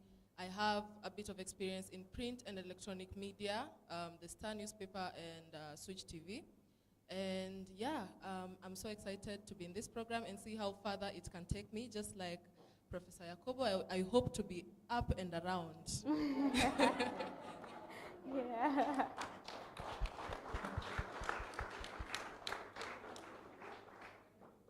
I'm Peter Guni, System Administrator at Pwani University. One of the alumni for the MCM program. And I'm here today. My background is more in IT, information technology. And I have been here for some years now, majorly in ICT. anything technical, and I've learned a lot, especially when it comes to communication and media in the area of IT, not as a linguist, but in the IT, because we have to do communication the technical way, and I have learned a lot. So I think we are here to share. Thank you. Thank you very much to dear panelists. Those are quite powerful CVs, resumes, when I grow up. In the meantime, to start our discussion, we will be talking about, we'll be having conversations around showing you the relevance of our program. As you've heard, Edith had mentioned earlier, MCM is a quite, our program is a quite relatively new program in Kenya. And as we speak, when we were in Nairobi last week, we had a conversation, and some friends from other universities were saying that they do not have technical communication or masters of communication and media in their universities. So we are honored to be the pioneers of the program in Kenya. To start our discussion, in the age of digitalization and big data, how does communication and media, which is technical communication, transform industries? In a nutshell, or in simple terms, what is the relevance of having communication experts within organizations? And maybe we can start from our industry expert. What is the relevance of having communication experts within organizations?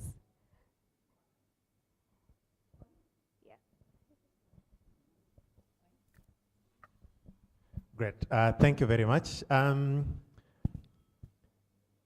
the modern world, there are very many moving parts, and the parts are moving a lot faster than they used to move in the past, and mainly because technology has evolutionized, if not revolutionized, how people communicate different things. In the industry, there's a need to make sure that we avoid what we call the elitist complex, which is you know what you know, and so you assume that the person you are talking to needs to know it. For example, you're telling somebody about microbiology, and scientists are very guilty of this. And they'll tell you about microbiology as if you learned the basics of biology 10 years ago. The question in the industry is, how do I take what I know and package it in a way that you also feel like you're in an environment that you know what I know as much as I know it? So technical communication in the industry is very important in ensuring that your brand can be relayed to other people in the way that you want them to understand it and avoid misconceptions. There's a lot of different elements in technical communication that apply to the industry at the moment. For example, how do I take complex information and turn it into understandable concepts? I work in a space which is sustainable development and sustainable construction, and you want to be able to ensure that people understand what does sustainable construction mean in reality, apart from the buzzwords that they just hear. We need technical communicators to help us to communicate that visually, to help us communicate that emotionally, to help us communicate that in stories. And when I was watching the videos that the lady and gentleman put together, I was trying to ask myself a few things. How do these appeal to my senses? Because you have to understand as a communicator that you're not communicating to the world, you're communicating to people. And people perceive things through senses. People perceive things through their visual senses, through their auditory senses, through their emotional sense, which is a sense that we kind of ignore a lot when we are trying to put things across, but it's the most important thing. So in the modern world, you have to be able to learn how to communicate and capture your stories in a way that they make sense.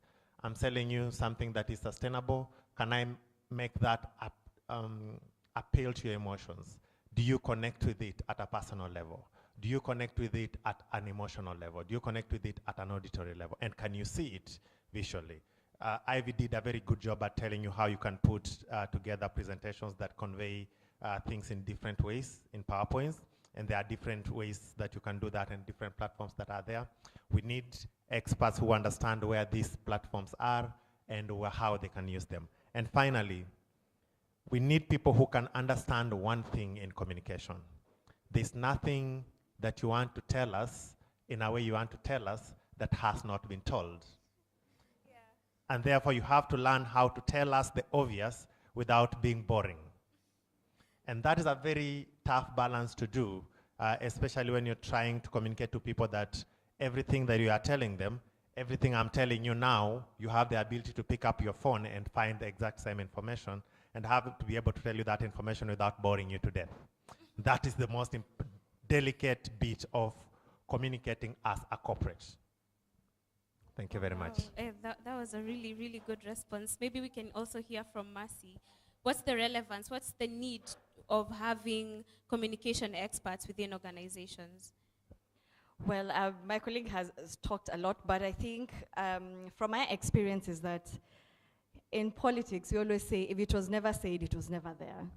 So our main task is to make sure that everything that is being done in organizations is being able, people are able to know. And the thing about having a communication person or even just having technical communication is that there's nobody else who will tell your story better than you. So telling your own story, telling the story of your organization, telling the story of the people you're representing, of the work that you do, it is very important. And the most important thing about storytelling is that you go ahead, you help your stakeholders, whether it is the public, whether it is your partners, the relevant people who need to understand what you're doing. Communication helps you to do that. And I can just give an example of in about 3-4 years ago, first of all, IT is very difficult to disseminate, honestly. And it can be a bit boring because it's very many technical things and very many technical words. So I worked at a PR agency where Safaricom was our agent, was our client.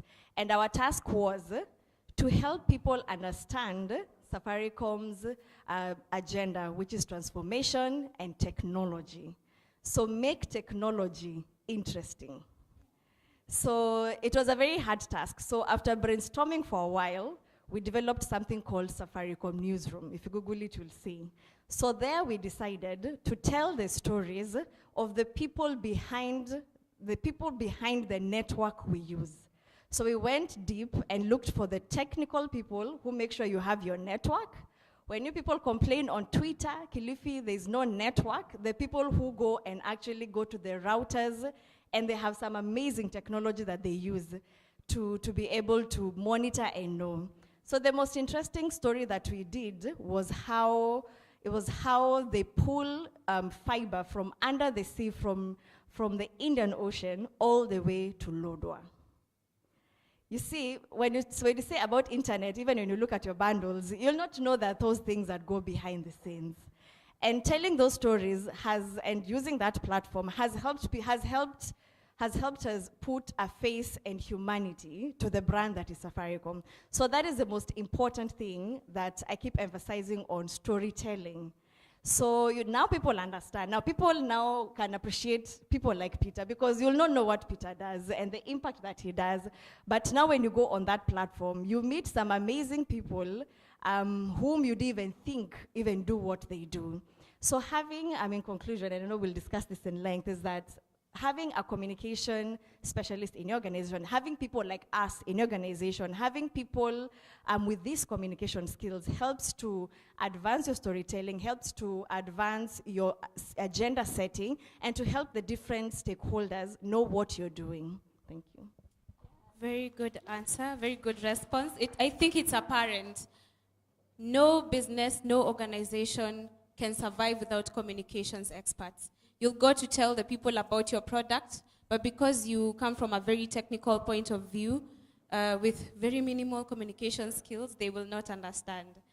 So on to the second question, and this is directed to our lecturers, our founders. One of the challenges that arise in the era of digitalization is big data. In the era of digitalization and big data is information overload. So with digitalization, we get so much information, so there is information overload. So how does our program prepare students to navigate and contribute to communication challenges such as information overload in industries? I'd like to hear from Dr. Yvonne. Thank you. So I think we do a few things that help our students to deal with information overload. So You mentioned big data, and a lot of us don't know what to do with big data. And one of the things that technical communicators learn is how to analyze big data, how to make sense of the data so that it's useful for the organization, it's useful for maybe increasing sales or finding ways to get new markets or just improving the overall information. I hope you can hear me. There's a bit of in and out. Yeah. And I think the second thing that we do in the program is create information that can be trusted. And that's really essential. That we heard our students mention earlier that technical communication has the 4 C's and how important it is to have information that's comprehensive and consistent and complete, and most of all, that's correct.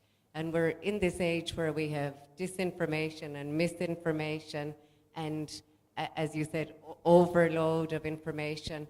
And the thing that distinguishes the information that technical communicators develop is that it's correct and it's right for the time and right for the audience and for the device and for the project, and it's trustable. And I think that's really an essential thing that our students are able to create. Yeah, thank you very much. And from Professor Sisi, the same question: how does our program equip students to be able to confront these challenges that come with digitalization? Okay, thank you for this question, because in our discipline, there are already methods have been developed, methods have been developed to improve that information overload is reduced. And one method which is quite famous, and it's also in the international standards mentioned, it's called minimalism. As you can hear from the word, the purpose of this method is to really find out which information is really necessary for your target audience and leave out what is not necessary, just to not overload your audience and your target groups. And then you learn to really find out very fast from a big amount of content what can be left out and what are the essentials. And this helps a lot to minimize information overload. Perfect. Over to Professor Mutiti. Same question. Yeah, how is our program preparing students? Yeah, thank you very much. I would say that in one of our courses, we have what we call data mining, and data mining itself actually means that you are able to look for the important data that will suit your purpose at the right time. We are living in the age where there's a lot of information, of course, coming through the net, but we say that good communicators will actually know how to sieve what is good and what is appropriate from what is inappropriate and what is false. We all know the novel idea where they are saying that even false data could still be used for some purpose. So we want to make sure that we are able to recognize what is false and fake and what is actually genuine under particular circumstances, so that we are able actually to direct those who we want to communicate to in the correct paths. We are saying this knowing very well that the world is full of even misinformation and disinformation. We are living in the age we call the post-truth age, where when you sell anything on the internet, many times over, it actually becomes like a truth for some set of people. But we want to make sure that our communicators are able to choose the correct truths, the appropriate truths, and how those truths can actually impact positively on human life. Thank you. Thank you very much. Speaking about misinformation, Africans will relate. I don't know if you have parents. There's this joke that usually goes around. When your mom forwards you something, that she has received from the internet. She's like, I have heard that this and this is happening in Nairobi today. There are people giving free money. Forward this to 10 people and you'll get 1 million Kenyan shillings. So I agree with what Prof is saying. There's a lot of fake information out there, and our program is really going a long way in helping with that. To our company experts, back to you again. Building on what we've already discussed as industry experts, how do you see the impact of skilled technical communicators on the success of projects within organizations? I know when we started, we talked about what is the need to have skilled technical communicators, but now we are asking, what is the benefit when you have skilled technical communicators? Maybe just one sentence on that. Short, yeah. I normally, I think the benefit of technical people having communication skills is that there's nobody else who will tell your story better than you do. And I remember when I was in newsroom, the most difficult thing was to find technical people who could come for interviews. So I used to cover agriculture. And I can tell you for sure, we have amazing scientists and researchers at Calro, Kari, doing amazing things. But we never get to hear most of it. And even convincing them for an interview, it used to be so hectic. You know, even to just say, kuja to, you know, like, I will come where you are. You'll give all the incentives. I will come where you are. I'll come to your lab. I have no problem. Can I give you my research paper? You read it instead. And I'm like, I'm just a journalist. I will read it, but my voice, I'm not an expert in your field. So we used to really have a lot of difficulty getting, especially scientists and researchers, people who are in these technical fields, to come and speak. And you find that when that happens, you find that there are all these pseudo people. I think you've seen on Twitter, every time there's a problem, like recently there was a whole thing about the Kenyan shilling, and everyone on Twitter became a forex expert about Kenyan shillings. But you see, the problem is, if the person who is an expert in that field does not speak, it opens up to fake people who will misinform the larger public. Because at the end of the day, and especially when it comes to newsroom, and I think my colleague from Kenya News Agency can tell you, if, for example, now something happens now, and we need an expert in it, probably from Cambridge, your timing, at the end of the day, the story has to go on air. You know, whether we get an expert or not, and your editor is there on your call telling you, this story needs to go up by 7 p.m., you know. So sometimes, you know, you'll go to your WhatsApp group, ask your fellow colleagues, have you found? And let me tell you, they're opportunists. I don't want to mention names, but there are people whom you'll see on TV in the morning. They're an economist. Tomorrow, they're a citizen. They're a political analyst. The following day, they're an expert in drought. You know, we have those characters. But why are we letting those characters thrive when we have people who have the knowledge and the expertise in these fields? And that is where technical people are missing out. And the other thing is that you find that the whole benefit of having communication skill as a technical person is that probably the promotion that you need, that research that, you know, sometimes I normally say that people who are technical, the difference between us in comms and people who are technical is that these guys normally sit and just put their head down and just do their jobs. Let me tell you, for some of us, the jobs we've gotten is because we talk. You know, we know how to defend ourselves. But you know, sometimes that paper, it might only take one TV interview, and you're in Harvard. And somebody says, oh my God, that is the expert. That is the person I've been looking for. So sometimes you're locking yourself out by not expressing what you are doing. And I think when Edith and the team came to visit me, I told them, oh my gosh, this is what I think can help us. Because I'm speaking as a journalist, I'm speaking as a communication person. And you can imagine the seat where I sit in county government, and we always have requests from journalists. We need a doctor, we need somebody in agriculture. I am struggling the same thing. I am literally pushing these people every single day because I'm heading the communication team, but I am not an agriculture officer. I am not a medical officer. I am not any of these officers, and I don't have as much as I have the authority to speak on behalf of the government, I am not an authority in the field you're asking me to speak about. So I feel there's really much need for technical people to have communication skills, because it also places you as a thought leader. Imagine the time that you have spent working on that paper and that research. And then there's a character somewhere masquerading as an expert in your own field, you know, and is getting all the credit, honestly. At least having communication skills is not simply the final leap to getting to where you want. Let people know who you are. Let take credit for what you're doing, because nobody else is doing it. Thank you. Amazing. That's very powerful. I'd like to approach that question from the point of view of why do I need a technical communication expert in my company? Or why does a company like mine need a technical communication expert? And she has gone into detail in giving you very specific examples of technical communication in a specific, really niche space. But I want to say this. Number one, organizations are a sum of their parts and not just organizations.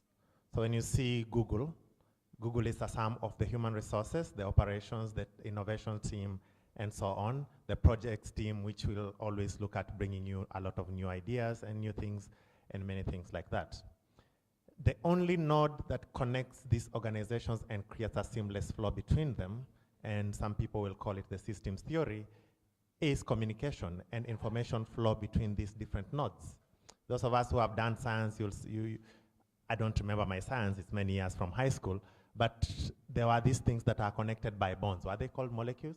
Molecular bonds? Atomic bonds? Whatever those are, I don't really remember them, but I remember they exist, okay? And how those things work in sync is if they remain connected and if the information between them flows well. That's the same as the human nervous system. Technical communication is the nervous system of any organization. It's the only way the left knows what the right is doing, and the left can say what the right is doing in the right way. In an organization, technical communication is needed for several reasons. One, projects need to be successful, and the best way for projects to be successful is for the stakeholders within that project to be able to communicate effectively.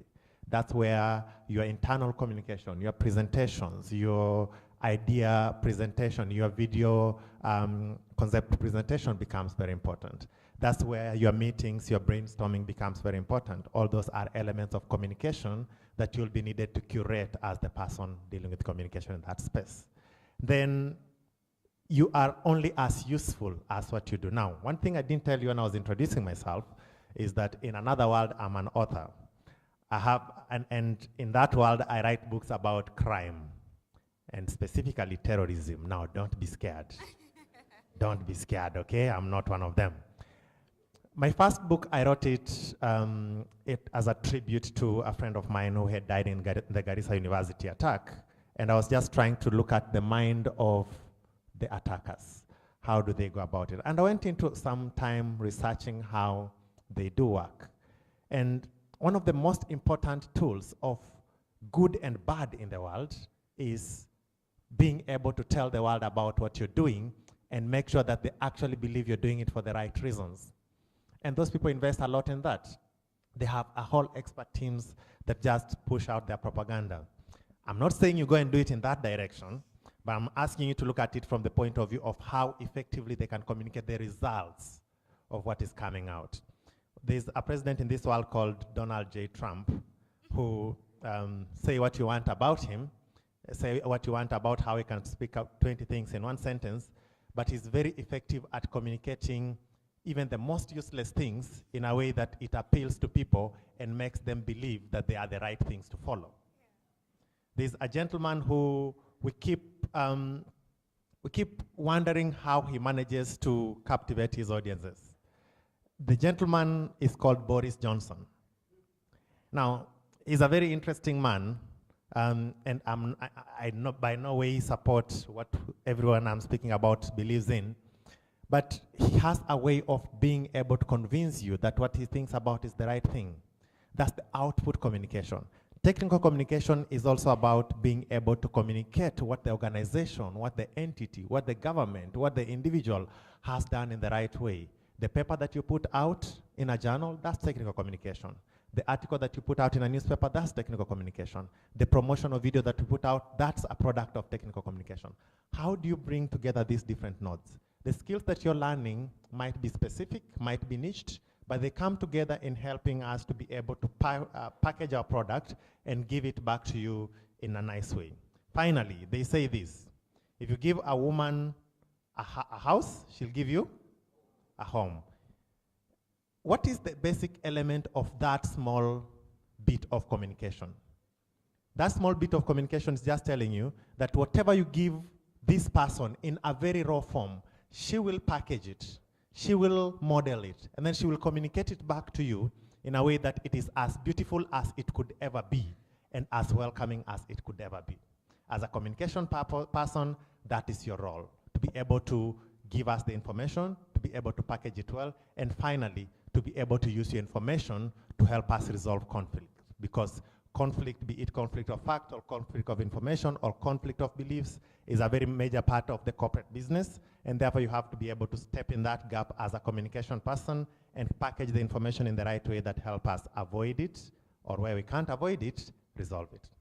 Wow, thank you very much. That was very compelling. If by now you do not see the importance of communication, we will pray for you after this. Just remember, there's a day I went to Miniso. It's a chain of stores all over the world, different parts of the world. So I went to Miniso, Mombasa, to get a gift for a friend.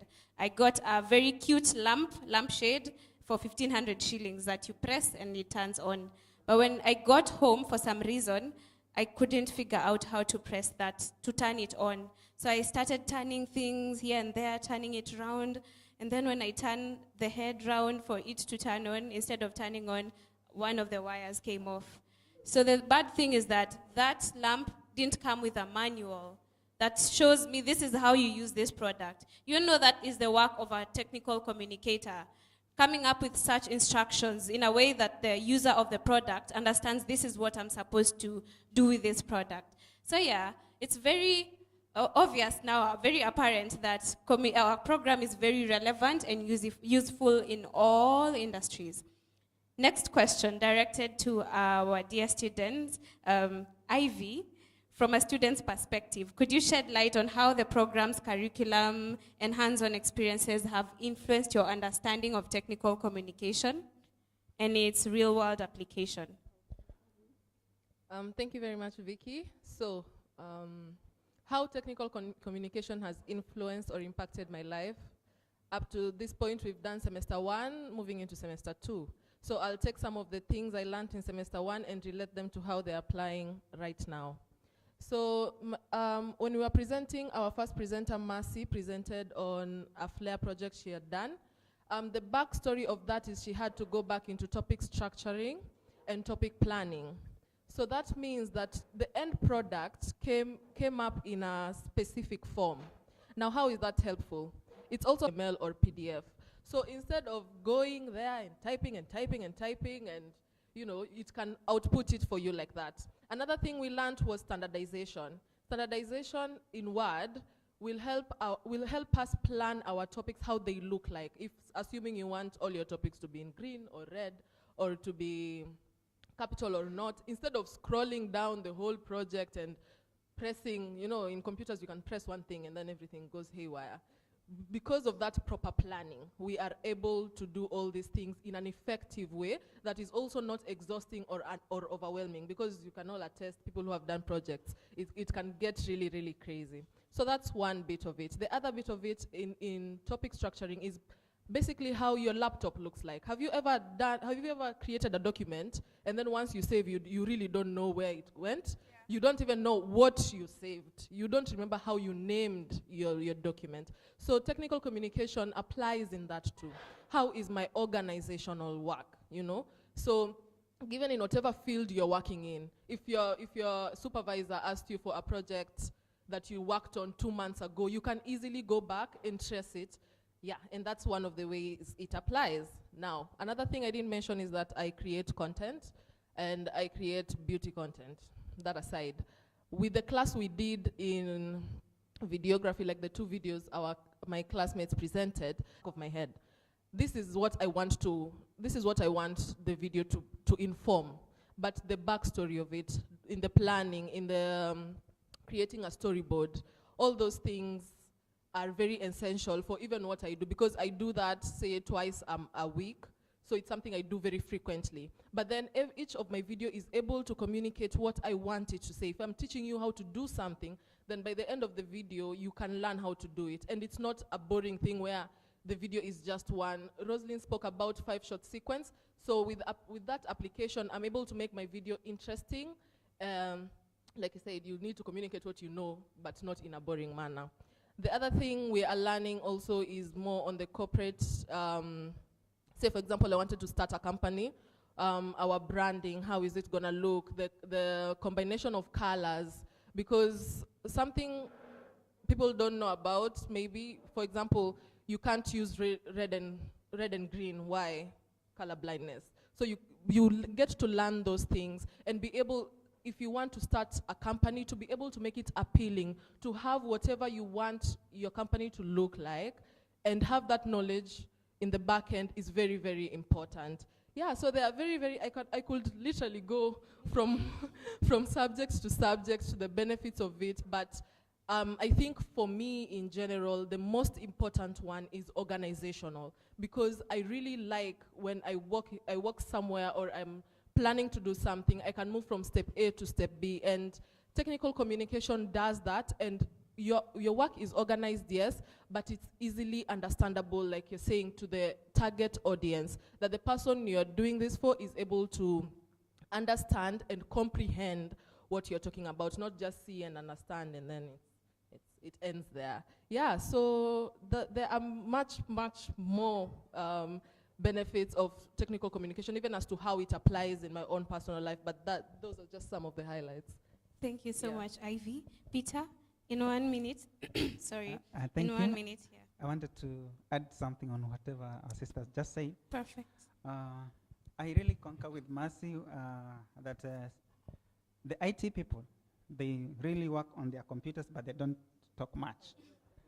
And now, with me, I think I've learned a lot from the program. With IT people, if you have IT person around, the language they'll talk. If you're talking of internet, there's jargon they talk about that you cannot understand easily. And that makes now so difficult for you as a layman, understanding what are you talking about. If we come here, if ask someone, do you have internet? From the IT perspective, someone will say, hey, the signal is very low, the data packets are low, so we cannot have good internet. Sometimes you understand what are these packets you're talking about, what are these, all these things, those are technical stuff that anybody who is not technically good may not be able to understand. But as for me, I've learned something with the MCM program. Because as much as I know the technical bit, I need to lay in a way that you can understand. Because if I don't explain to you so that you can understand in the language that you know, the level you know, you will never appreciate what this person is doing. And that has been the thing that we have been working on and have really learned from the MCM. Sometimes I deal with students and staff. But I know whatever I'm explaining is so technical that they will not understand. But now I need to make sure that they understand so that they can appreciate what we are doing. So sometimes I just sit down, I digest, and then I break down this information into a level where the person I'm dealing with will understand. And that has made me, in fact, it has made my work easier. Because if I talk to like Alex, there are levels that I can talk to.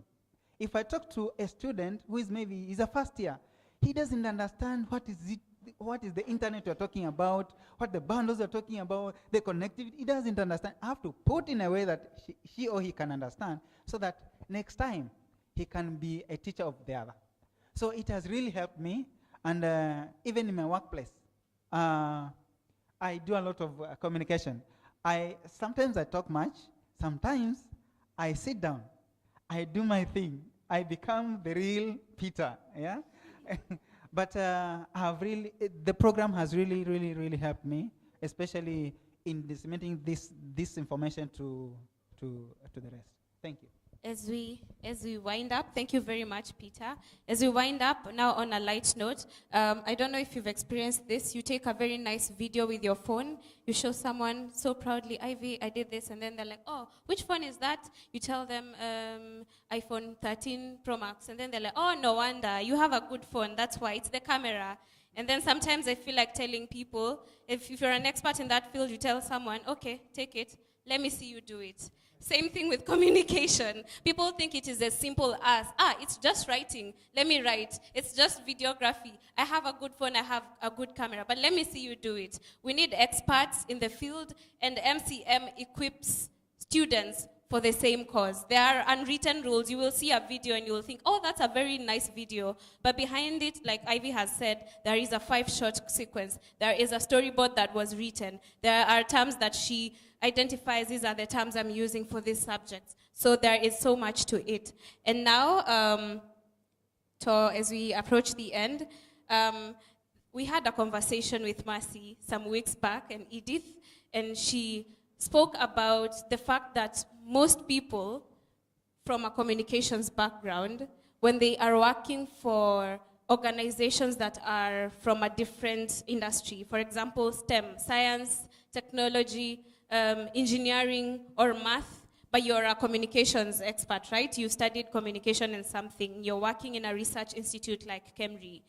They tend to now start taking small courses within that field to be able to communicate in a way that is, also understand what that industry comprises of. So she highlighted and she pointed out that it is rarely the other way around. It is rarely that I am a research expert, I want to take a course in communications. I am a scientist, I want to take a course in communications to become a communications expert in this, which, as you've heard, is what MCM is about. MCM is a course where if you come from a chemistry background, you can apply to become a communications expert within your field of study. So the question is, why is it necessary for individuals from different backgrounds, such as STEM, to pursue such a program, Masters of Communication and Media? And because Mercy highlighted it, I think that question goes to her. Why do you think it's important for people from other backgrounds to take programs, to take a course in communications?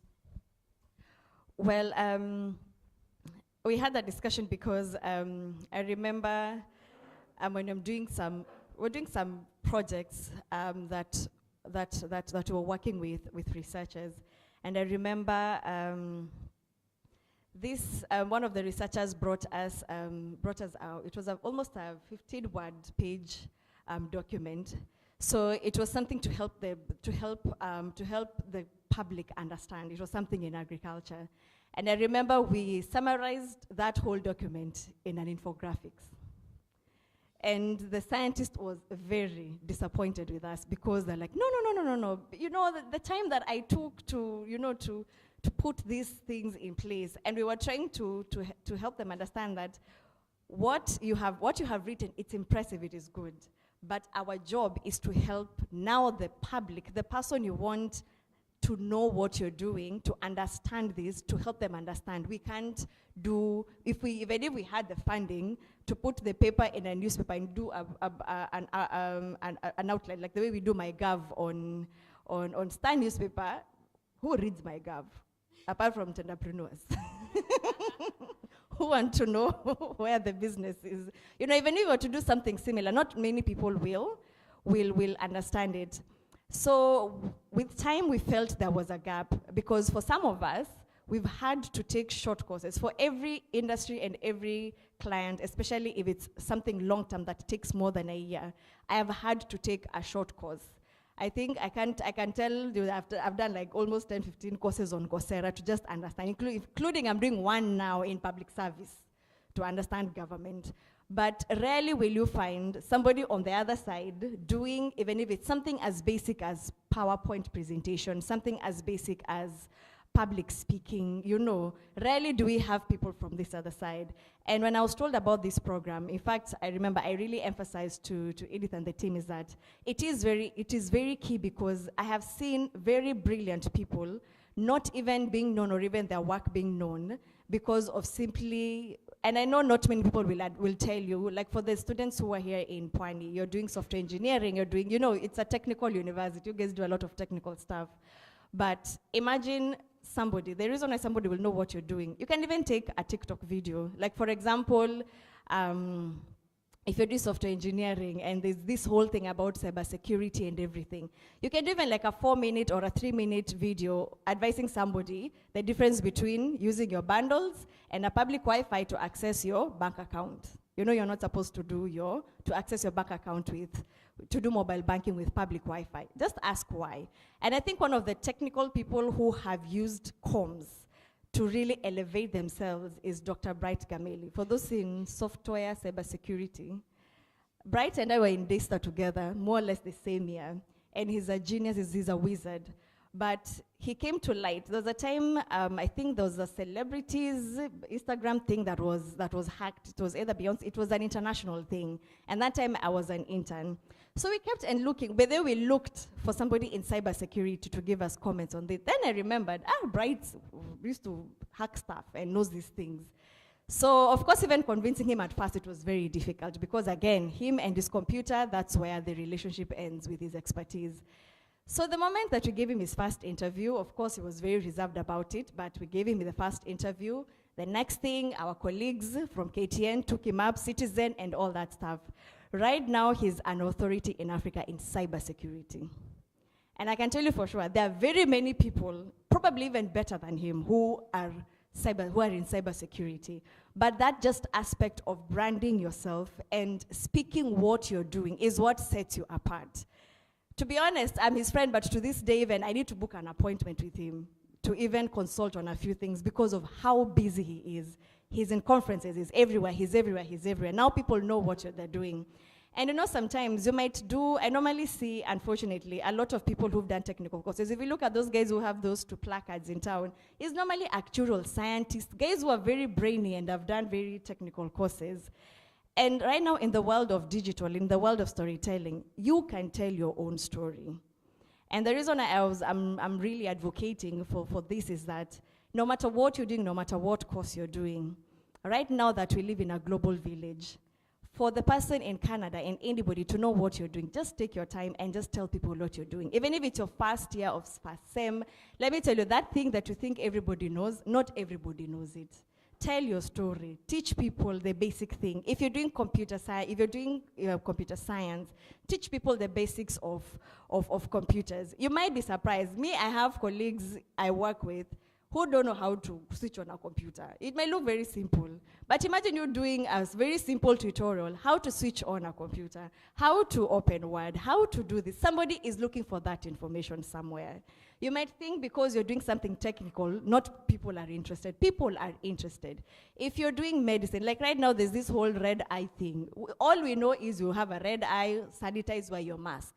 But I've not seen somebody who will come and who has actually told us, what is this thing? Where does it come from? How does it affect your body? Something very small, So as much as, I know when people hear communication and media, they think it's, TV, the good stuff, the good stuff that everybody knows.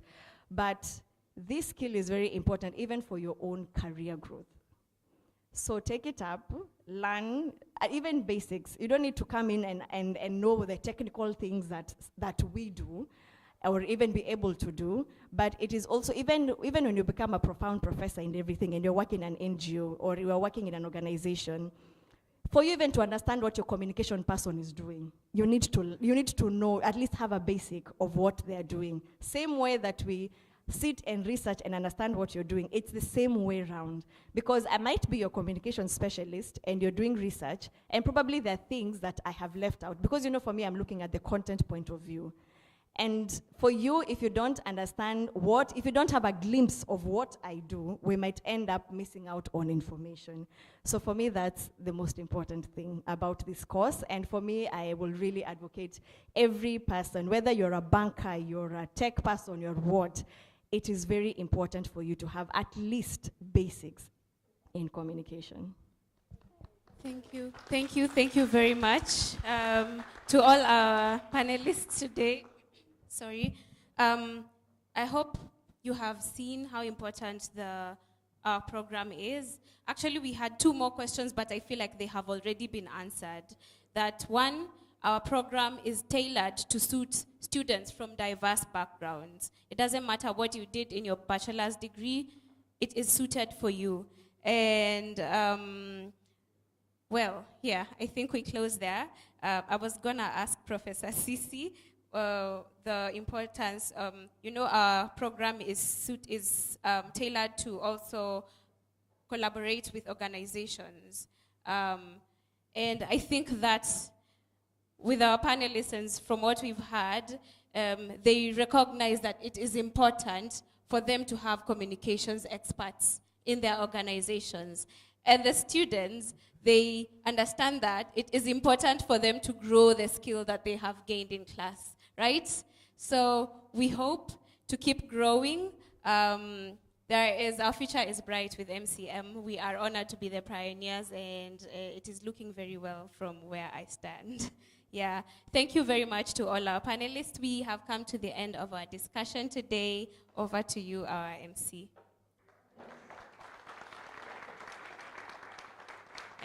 I know he will tell you to give them a 5 factorial.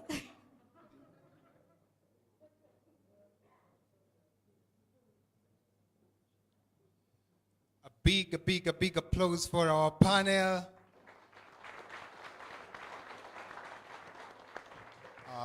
I thought, and now you have learned that a big applause means something special, like a 5 factorial.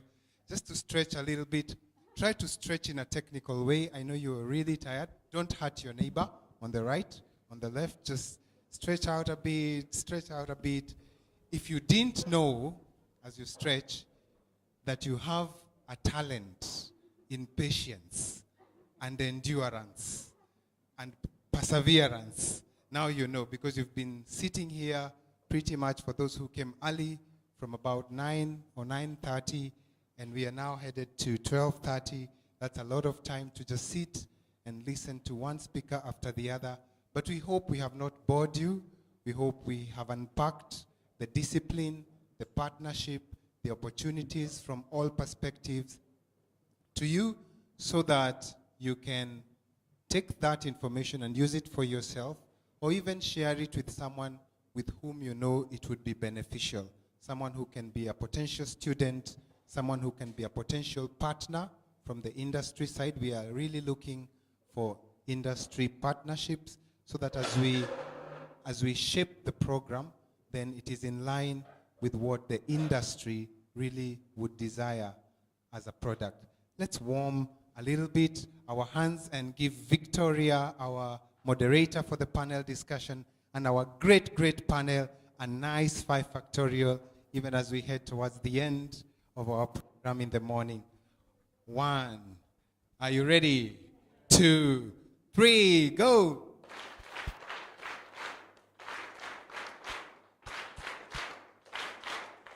Thank you very much for that. At this juncture, we are just about to conclude with one final, very brief session of what next. We have looked at where we started 10 years ago, how we have evolved from one project to the other, the discipline of MCM.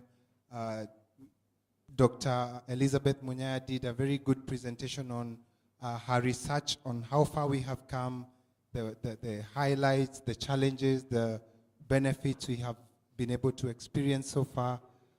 We've had a wonderful panel discussion, bringing in various perspectives from the industry, from the students, from the pioneers who have vast experience in the field of technical communication.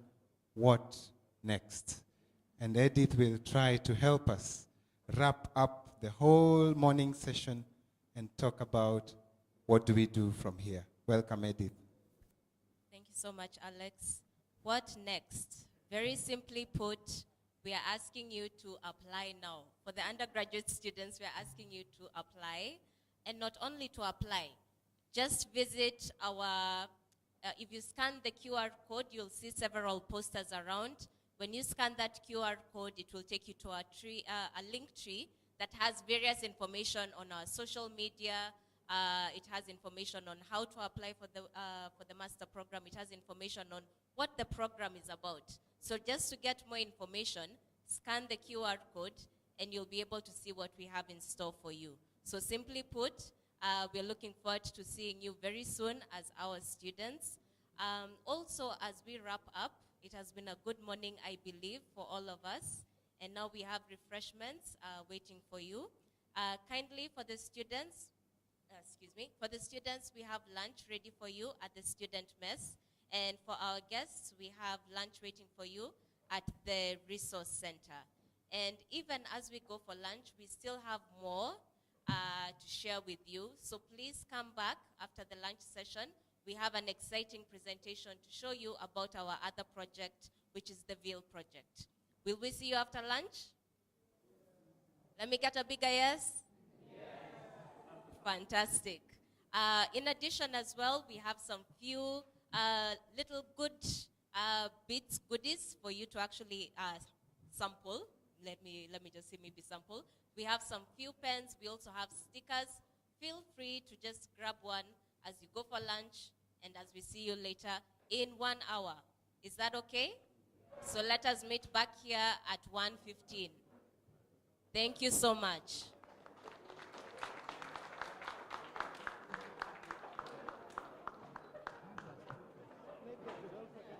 Their pens also.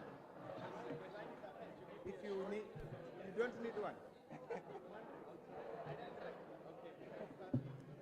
So.